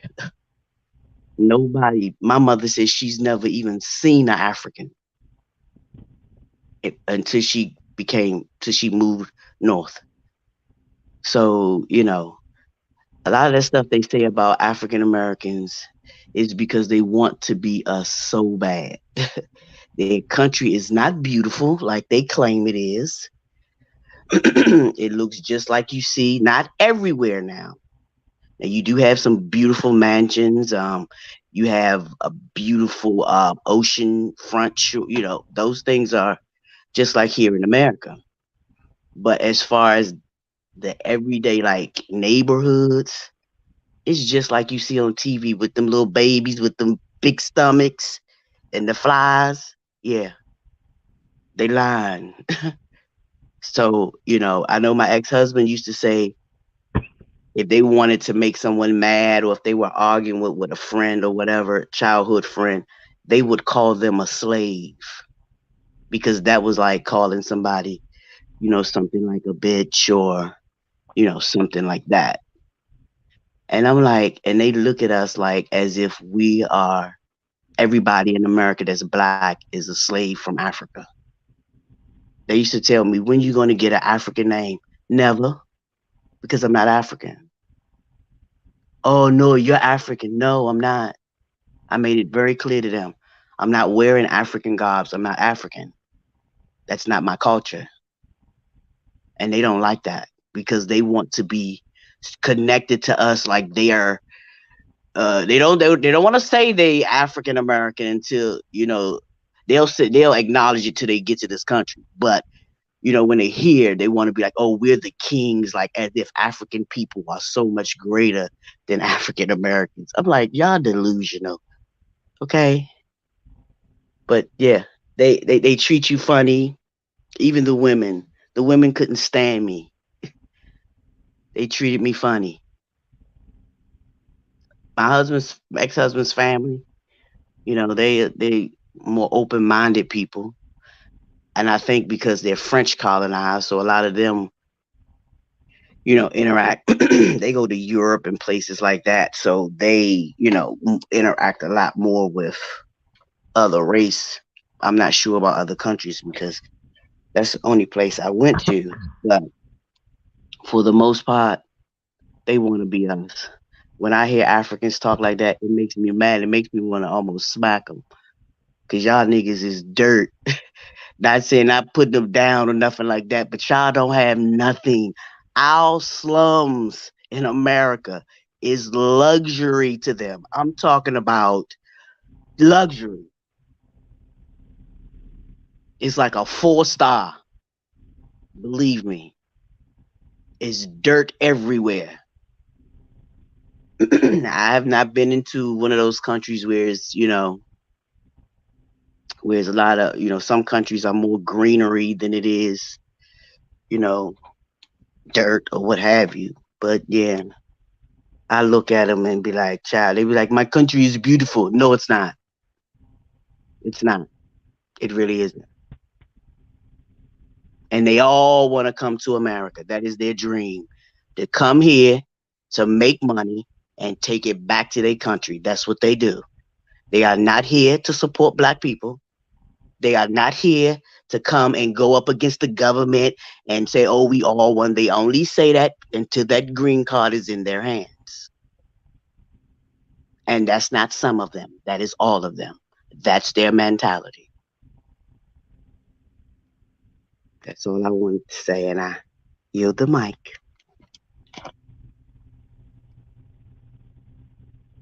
Yeah, I don't think we could pin that on all Africans. We can't pin that on everybody. We know they got a coon class like crazy, but I know some ride or die Africans, you know what I'm saying? And some that, got their green card, they still connect back home. They tell us about the shit that going on over there, you know what I'm saying? I mean, it's a hood. It's a hood in every country. I mean, we got the better end of the stick because we're in the United States. We're in one of the wealthiest countries in the world.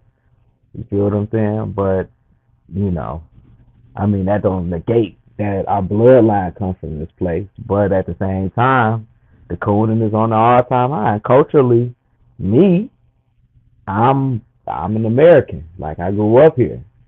Now, my ancestors might be from Africa or whatever, but culturally, I'm American. You know what I'm saying? Do I still look back because I don't like to shit on black culture or whatever? No.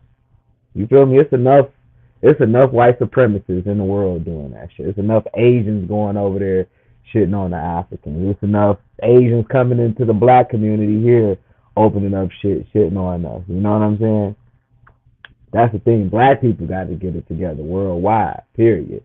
Wherever it started. If it's going to start here, start it here. Jumpstart that shit here. If the shit started in Haiti, let it start in Haiti. But we all got a foot on our necks from these white boys and the motherfuckers that want to be white boys, which is the Asians. You know what I'm saying? Period, point blank. So we can have these little tribal skirmishes of who better than who and all that. But that motherfucking white boy got a foot on all y'all motherfuckers' necks, sending ships up to space, they talking about sending shit to Mars and got stuff up on Mars or whatever. And we not even in the race. But those engineers and all the Africans that are getting educated, they don't go back home and build shit. The white boys hired them in their company and had them build shit for them, So, the white boy got a foot on all our necks, period, point blank. And the skirmishes that we having amongst us is kind of, it's what they want. That's the divide and conquer shit that they want. What divide and conquer is. They don't want one nappy-headed person on this side of the pond connected with that other nappy-headed person on the other side of the pond. And they in a whole nother deep type of coonery than we are. We ain't on the shit. We go in some of these groups. They fucking praising white people and I want a white man. All these African dating groups on Facebook. I'm like, what the hell? But they're my brothers and sisters. You feel me? I digress. Yeah, I feel you. I understand what you're saying. But just personally, like I said, being married to someone from that country, being in the culture, thinking going into it that they were like my brother or my kindred or whatever, because we all Oh, skin so you tone. were still looking for that embrace, and then you went over there. And you like, what the fuck is going on? Because I know a sister that was married to an African, and she went to an African wedding, and she said the women was treating her like shit there. She like about to fight, but she outnumbered, and the husband, instead of taking up for her, she told him like if we were married to one of them, and they came to our family reunion, and cousin and Bucky and all them acting crazy, we're gonna take up for our mate. They do it. They don't do that shit. I'm not trying to talk about no other race because I'm not racist. Personally, I could care less because only life that I control is my own. So I understand the white man has his foot on everybody's neck. But if I got the white man with his foot on my neck, I don't need my brother that looks like me to come spit in my face. Okay? They come over here off of what black people have tried to stand up for themselves, and these people get it off the break soon as they come across the border. They can go to school for free. If you work in any type of government facilities, you get so many benefits for going to your country for a certain amount of time with paid vacation. Like they get so many quirks in perks. They don't have to pay taxes. Yeah, they all say, "Oh, we pay taxes just like you do." Yeah, you choose to do it because you want to be registered as a citizen, or you want your green card to be certified or approved. If you don't pay taxes, they won't approve you for that. But you can come here, open a business, get a loan, all that quicker than you and I, and we've originated here. That's not fair. Oh, they giving these Arabs over here loans like crazy. Over Arab, here where I'm at. all the other races. I'm not just saying it's African. I'm just saying, speaking on the Africans, that's because that's what we're talking about. The writing's on the wall, y'all. But it's like the wall. They put everybody before. Listen, I'm a business owner. You know what I'm saying? I control my own shit. Quick question. I'm glad you said that, Queen. I think interject wisdom. This for the panel. All business, not personal, right? And it's all business at the end of the day. Business is business. It's not personal. Business. Even the topics of like what's going on in the narrative, and it's all business. It's all business, but the difference is this: African Americans, Black people, Indigenous, like I said, whatever you want to call yourself, we are the economy. If we don't buy, they can't sell. I own a business. I can count on my hands how many times a white person has walked into my business and purchased something. I can count on my hands how many times I just cut my first little Spanish little boy here. And I was actually excited because he trusted me. They're taught to not mingle with us. Black people, we care about we care about so many other races. Like we have that sympathy almost to the point where, oh, well, they're people too. I get it. I understand that. And I don't, like I said, if you're gonna help somebody, I don't care if they're hurting or somebody's in a situation, you don't care what color they are, they're a human being. They deserve to be treated fairly. So why don't Black people deserve it too? So I said, I don't speak for everybody, but because you said you're a businesswoman and you talking about the Black people, right? I believe this might be too much, but I believe the Black people are debtors. That's why. Are debtors what they have more debt than what? Is that what you're saying? I want y'all to run. I want y'all to run with it. That's all I'm just saying. Well, I must say this with the guy, the business owner next to me. His brother opened up a barbershop. He used to cut a lot of the back in the day. We got the Yemenis community over here. The Arabs from Yemen, and you see the power of $8 here in Hamtramck. How that shit bounces off of each other and they maintain they ain't gotta go out of they don't gotta go out of Hamtramck to do anything. There used to be a Polish community, by the way. And Polish people just died the hell out. White folks stopped having babies and moved out, they became regular white people, which were other white folks. But these Yemens, the dude was like, yo, I was cutting their hair, then I stopped seeing a lot of them because the other Arabs was opening up barbershops. So he said they haircuts was terrible, like lineups and everything. It was fucking their shit up.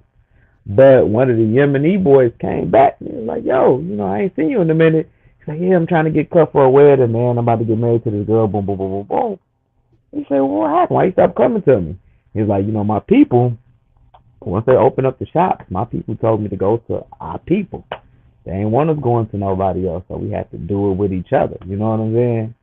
Even though they motherfucking hairdos looking crazy than the motherfucker. Like, Yemenis, they like, amongst the Arabs, they looked at as the niggas of the Arabs because it's closer to Africa. And some of them, there's a couple Yemenis here, I couldn't tell if it was a regular, just brown skin brother or, a Yemeni, Yemeni person. But they got the curlier hair and all that. So they can get their haircut and lined up by us and everything. But he said, shit, they barbers was trash as hell. But because they tell them, no matter what, I don't give a fuck how good his lineup is. Go to your people barbershop. They gonna do it. So that goes back to what I was saying about the business, right? That sounds like to me they making creditor moves. Mm-hmm. Do y'all get what I'm saying? For sure. That's white.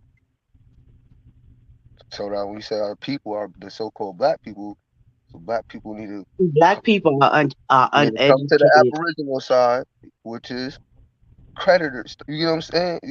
That's the shit. And I had to get that down. I didn't always know that. So when you learn the game, black, white, that's creditor, debtor, king, peasant. That's all it is.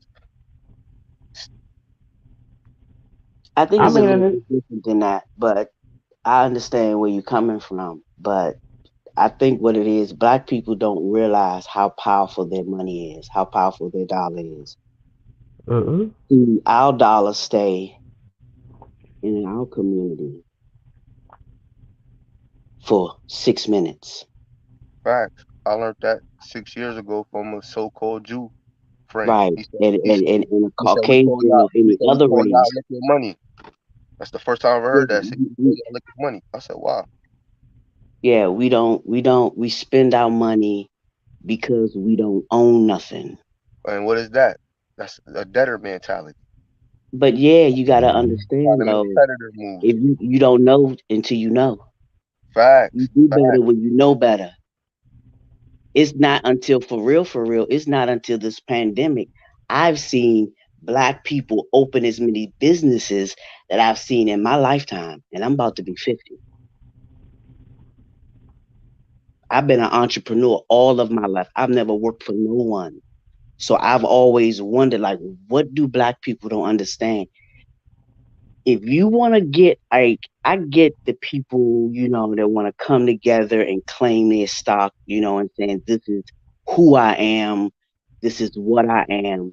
But until copper tone, brown skinned people that looks like myself and my kids, until you understand that you are working 35 years, if not longer than that, of your life, making somebody else rich with your own energy, your own talent, and your own mind. Like, you're giving them your energy when you can make it your own business.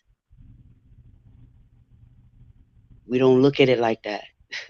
You sleep 36 years of your life. So it's slavery mentality everywhere. We're all in it. But when you own your business, you have a little more freedom because then you dictate how you want to do it. People want to get mad and say, oh yeah, rich people, this, that, don't pay taxes. If you know what you're doing with a business, you don't pay taxes.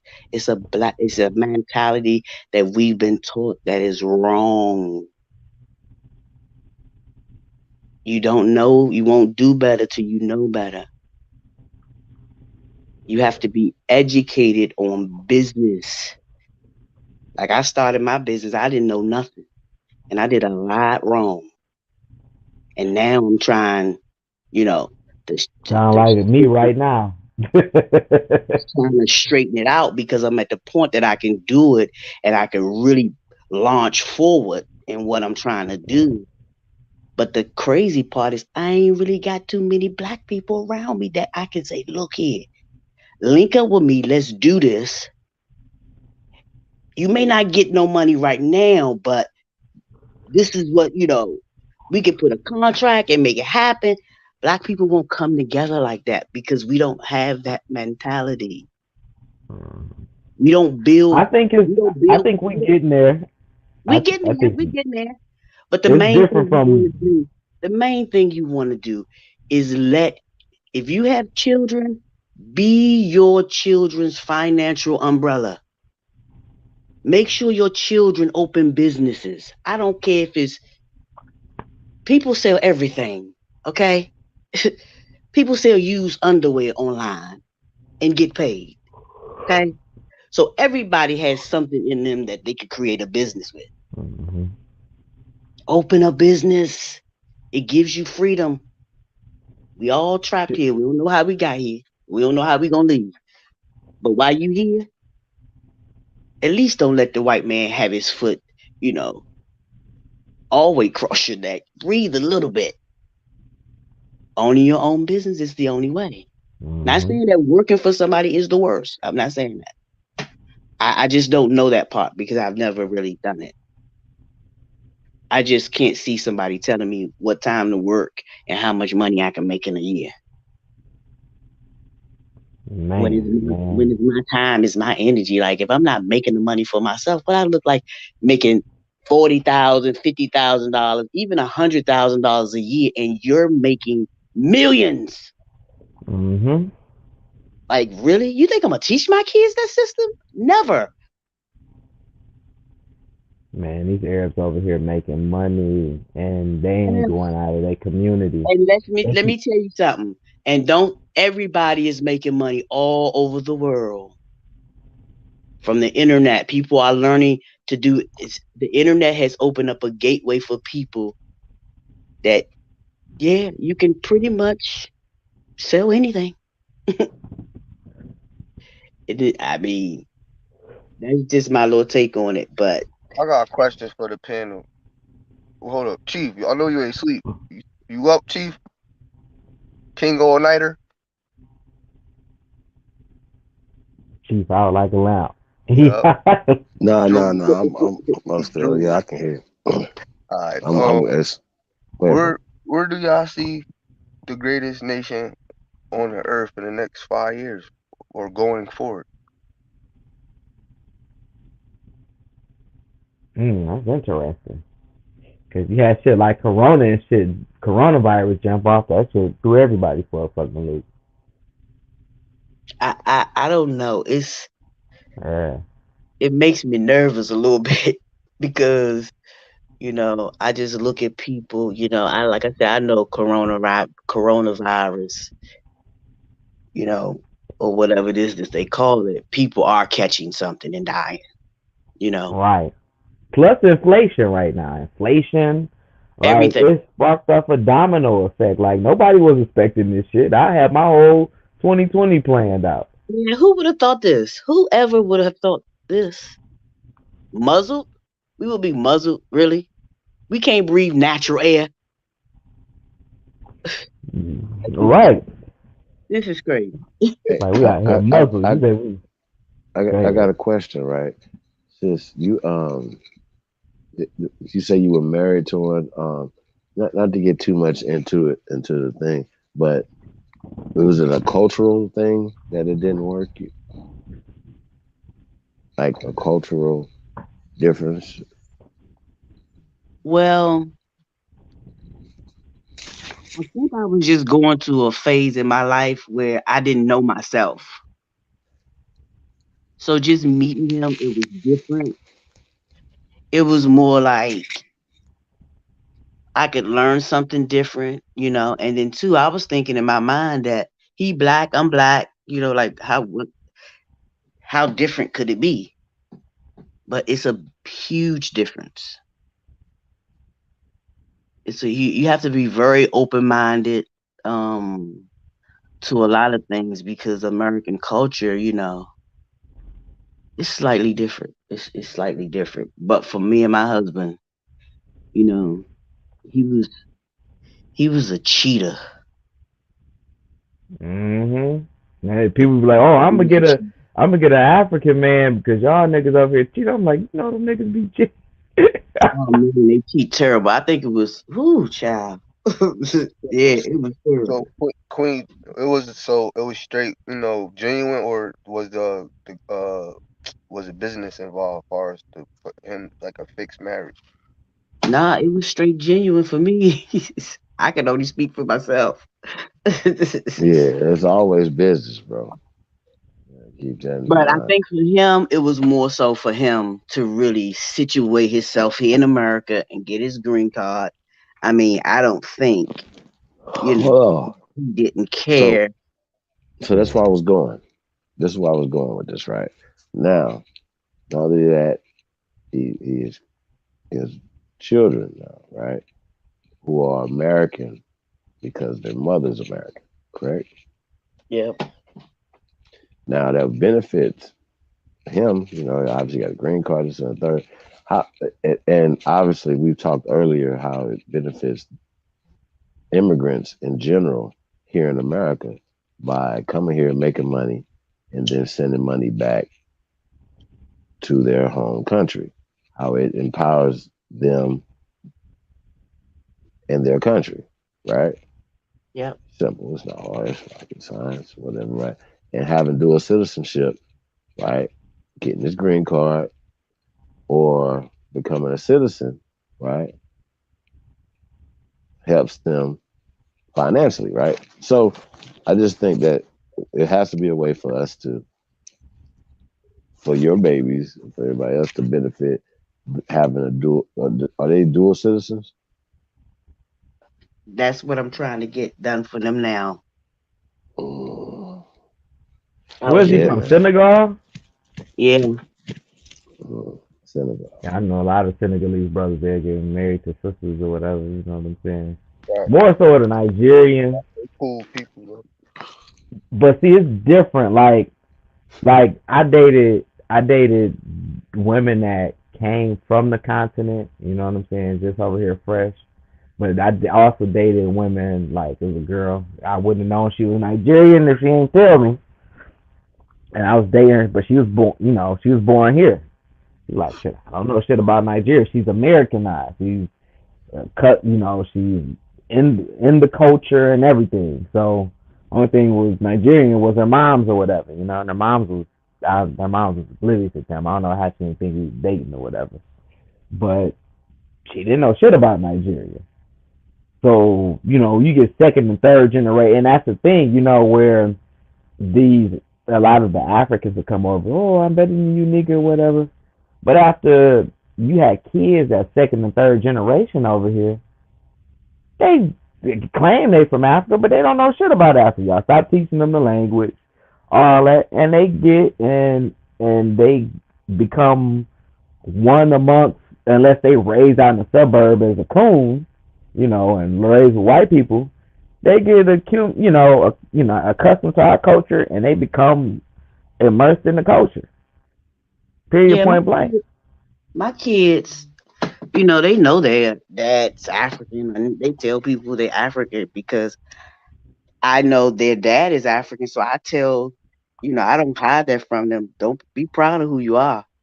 You know what I'm saying? I think because you really are the true African Americans. But Mm-hmm. they,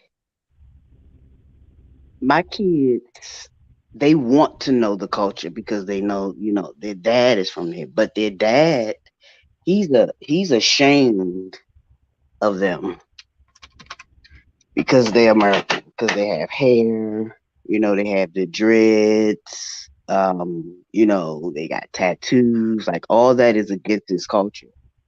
So he gives them, the blues about that. Chief, quick question. So would that And he's a fall into Muslim too, by the way. He's Muslim. would that Okay. fall into the social engineering again? If they the far as the kids being African, they fit the exact I can say descriptions of African American. You get what I'm trying to say? So you say is that still a what again? Say it again. Created. Well, I actually thought it was kind of funny because I was thinking about it and I was like, me being from America and, all the discussion on, with the African Americans being black and all that. So I was just talking to my kids one day and I said, wow, I'm American and your dad African. I was like, y'all are true African American. Because I mean, I guess, that's what they are. They mama American, their daddy African. Did you ever go to Senegal? Yeah, I've been there before. Okay. How'd you like it? Um, it was a culture shock, but I'm from the South, and where I grew up, it was, you know, it wasn't like city. It was real country. So going to Africa, was a culture shock, but I was able to adjust. So you lived there? No, I was just there for a I was while. just there for a while. Okay, cool. Yeah, my boy, he lived in Senegal for like 14 years, or like amongst studying Islam, because they got a school over there for the Americans to come over there. It's like a part of the this particular Muslim Sufi sect, and they had them go over there and like study Quran. So it's some Americans that's over there, but after a while, people get adjusted. But it's some shit. This one girl, she told me she lived in Ghana. Her and her father lived in Ghana. She said she seen this man just walking down the street butt ass naked. I was like, oh shit, but nobody was tripping. Like people was taking his hand and shit. This dude was butt ass naked walking around, and it's just See, straight bullshit. I think the most memorable part that I had from being there is just seeing the women, like literally they have a baby on the front, a baby on the back, two baskets on their head, and a pail of some sort or holding something in each hand. And I'm talking about they walking straight, fast. Like, I'm like, how do you master that? Like, that is amazing. Like that, when I used to see that, I just used to just watch it and like, wow. Man, now did you get sick over there, like from people get malaria and different things in the water and all that? How was your stomach and like health wise going Well, over? my stomach is funny even to the bottled water here in America. I can't drink all of it because it ain't right. But going in, the water quality is worse, even the bottled water. So all they have, I mean, they promote smoking. Here you don't see like advertisement for cigarettes. They pretty much they promote it. They got billboards. Like in the club, they smoke so heavy. Like I had to leave out because my eyes was burning. The Oh shit. I didn't get sick because I pretty much did not I didn't drink nothing with ice in it. Um so it was just certain things I had to do that, prevented me. But my ex-husband, he's from there. He was sick as a dog. Oh Lord. He was sick as a dog. Yeah, I just Yeah, I think it know just some. depends on your immune system probably. But Yeah, because they make you take all the shots over there too. Like a lot of people say they not taking the shots when they go over there. Some people take the shots. You know. I never been over there, so I go. I'm gonna have to get some shit. Like I ain't about to go over there and be stuck in that motherfucker with malaria. I ain't never been over there before. You know, my uncle, he's been over there. He's been to Sierra Leone, Cape Verde Islands. Uh, he Well, just came back from Guinea-Bissau. Sunset. When you heard Joe Rogan say that when he went to the movies to see the Planet of the Apes, and he walked into the theater, he said he had walked into Africa. It looked like the Planet of the Apes in there, you know, and he told that joke or whatever. As well as him saying nigger, nigger, right? As many times he said it. Whatever context, what's your reaction to that? Sis? I think we lost him.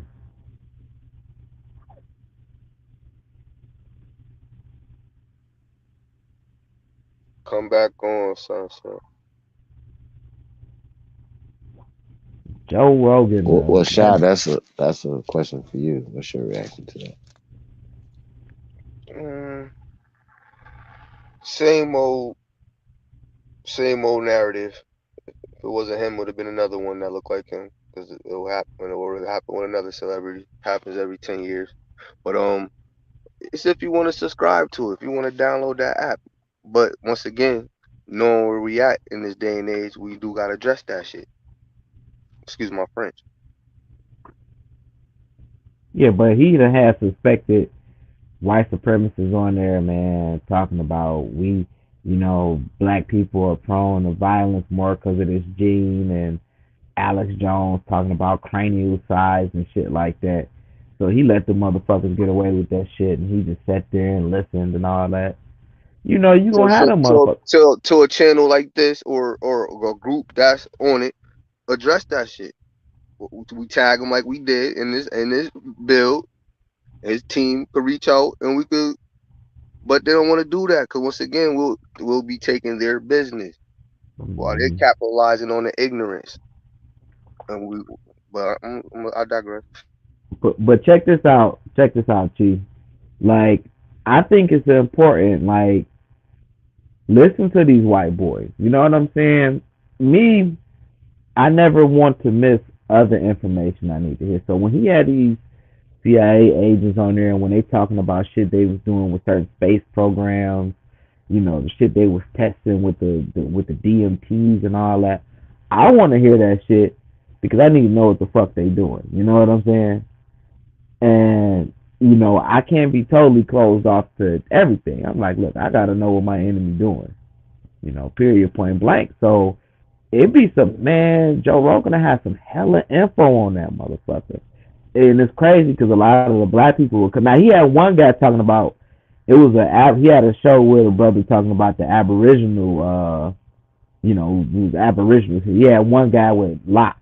I don't know that guy's name, but he had him on there. But besides that, most of the black people I see on there is usually on some entertainment shit. But all the other motherfuckers he have on there, and I see this a lot. It'd be a lot of black entertainers.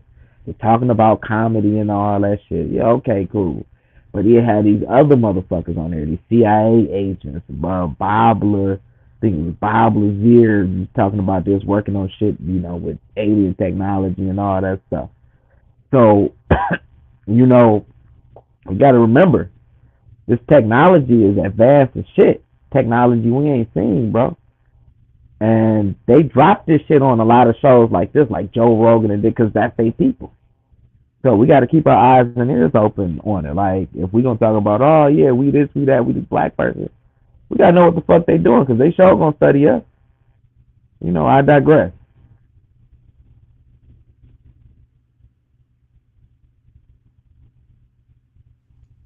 Hey man, I definitely appreciate that. We got another video, y'all. Let's get ready to pull this one up, man. It's getting late, y'all. We want to get up out of here. I think we got another. So I said, gift that she's in the back. Okay, let's get her in. 1 second, y'all.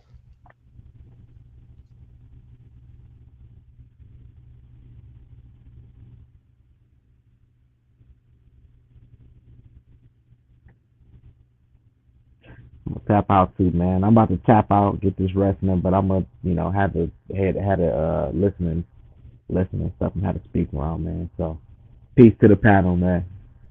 Peace and blessings.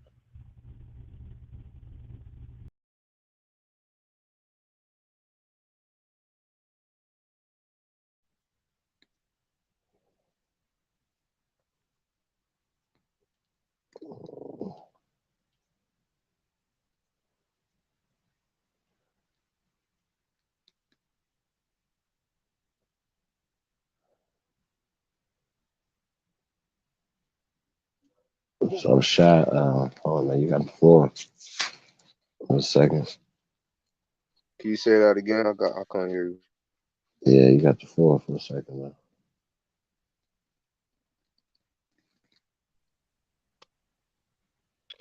I just hope as individuals we get ourselves together to be a part of the collective. Excuse me, I got interrupted. My bad.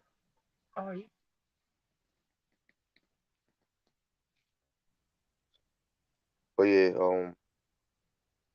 so what we can't do is be a greater version of ourselves.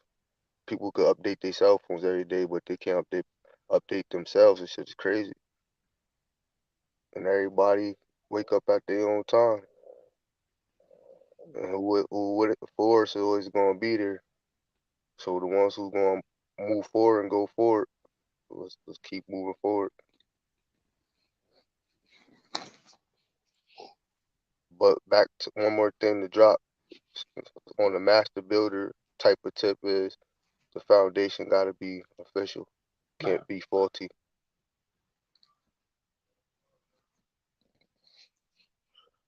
Speaking of that, though, you talk about foundational Black American, and not that we're trying to shut, foundational Black American down, because we know that that's moving in the right direction, right, moving forward, right. But when I asked them, about dropping the word Black, it's like people is just so at this point so emotionally and religiously attached to this word Black. Can you explain that to the people? What's going on there? I can't speak for everybody, but me being a observer to what's around me and what we see is that they still in aphasia. And it's I can't say it. I was empathetic for a long time, to have a lot of empathy, and I had to turn it down. And like you said, we can't keep throwing what they say pearls amongst swine. So we in the age of what's so-called enlightenment. So it's like you don't know by now. I whew, gotta let the universe deal with that. Cause where I'm seeing things too as I progress in my wisdom is that either you living or you existing. And it's really like zombies out here, bro. I used to get visions from ancestors, and then shows come out to confirm it. Basically, it's really The Walking Dead out here, and that's why I like that show, because it's not about the zombies. When you pay attention to it, it's about the fellow man right on the side of you, left or right, in the back, and the so-called devil or adversary come in all shapes and colors and sizes.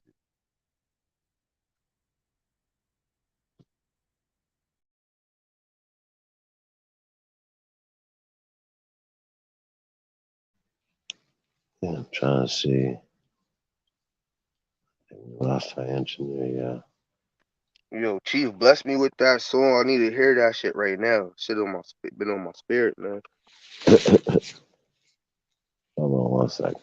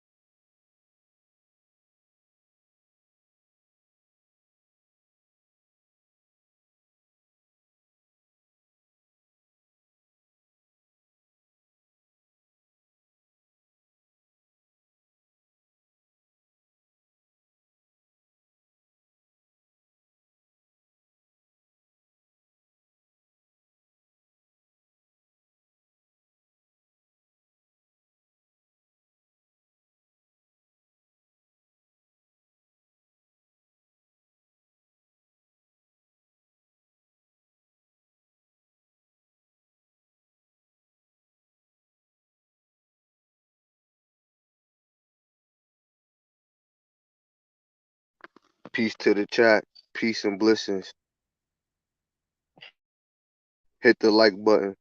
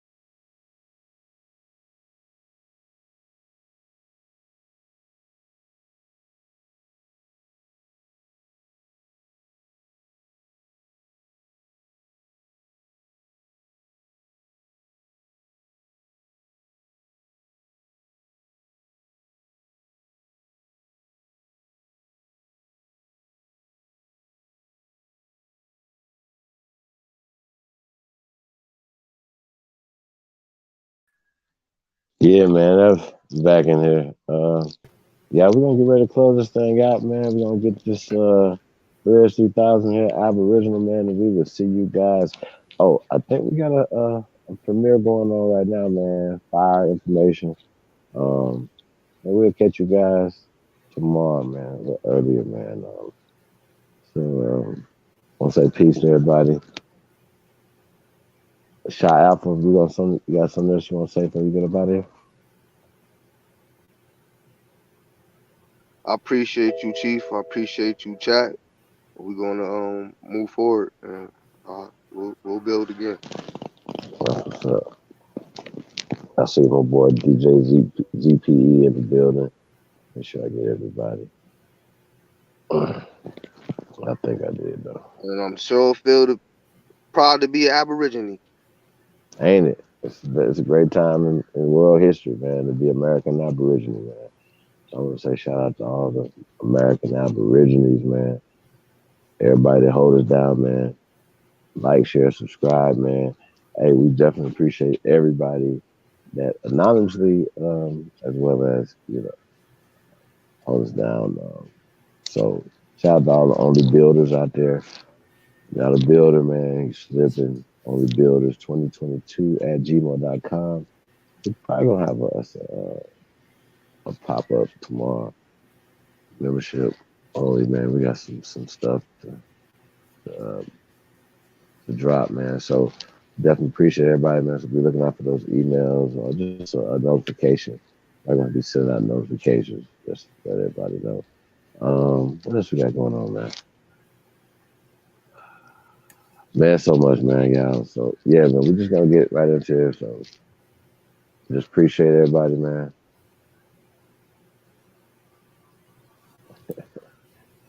Yeah. Goldberg, that's funny. Let's go. Appreciate you guys.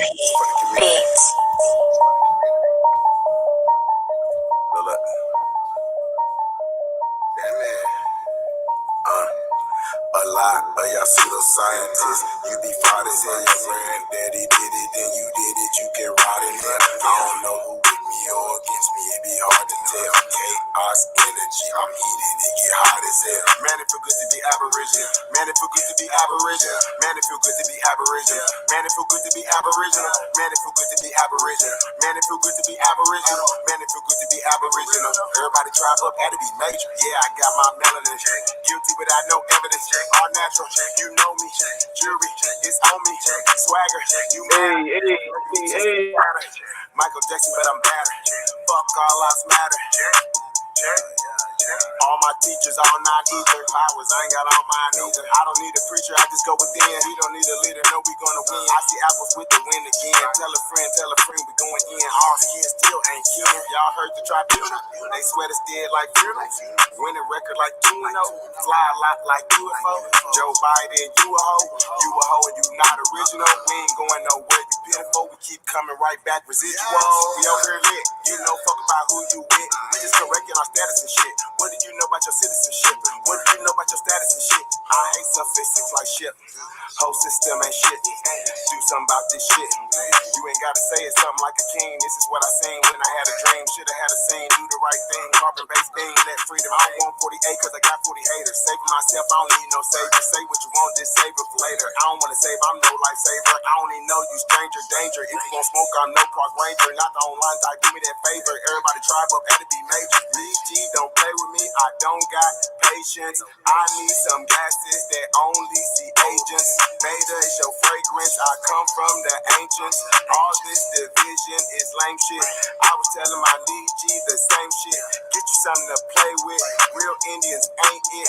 My files be flagrant. A lot of y'all pseudoscientists. You be fraud as hell. Your granddaddy did it, then you did it. You can ride in there. I don't know who with me or against me. It be hard to tell. Chaos energy. I'm heated. It get hot as hell. Man, it feel good to be Aboriginal. Man, it feel good to be Aboriginal. Man, it feel good to be Aboriginal. Man, it feel good to be Aboriginal. Man, it feel good to be Aboriginal. Man, it feel good to be Aboriginal. Man, it feel good to be Aboriginal. Everybody tribe up, had to be major.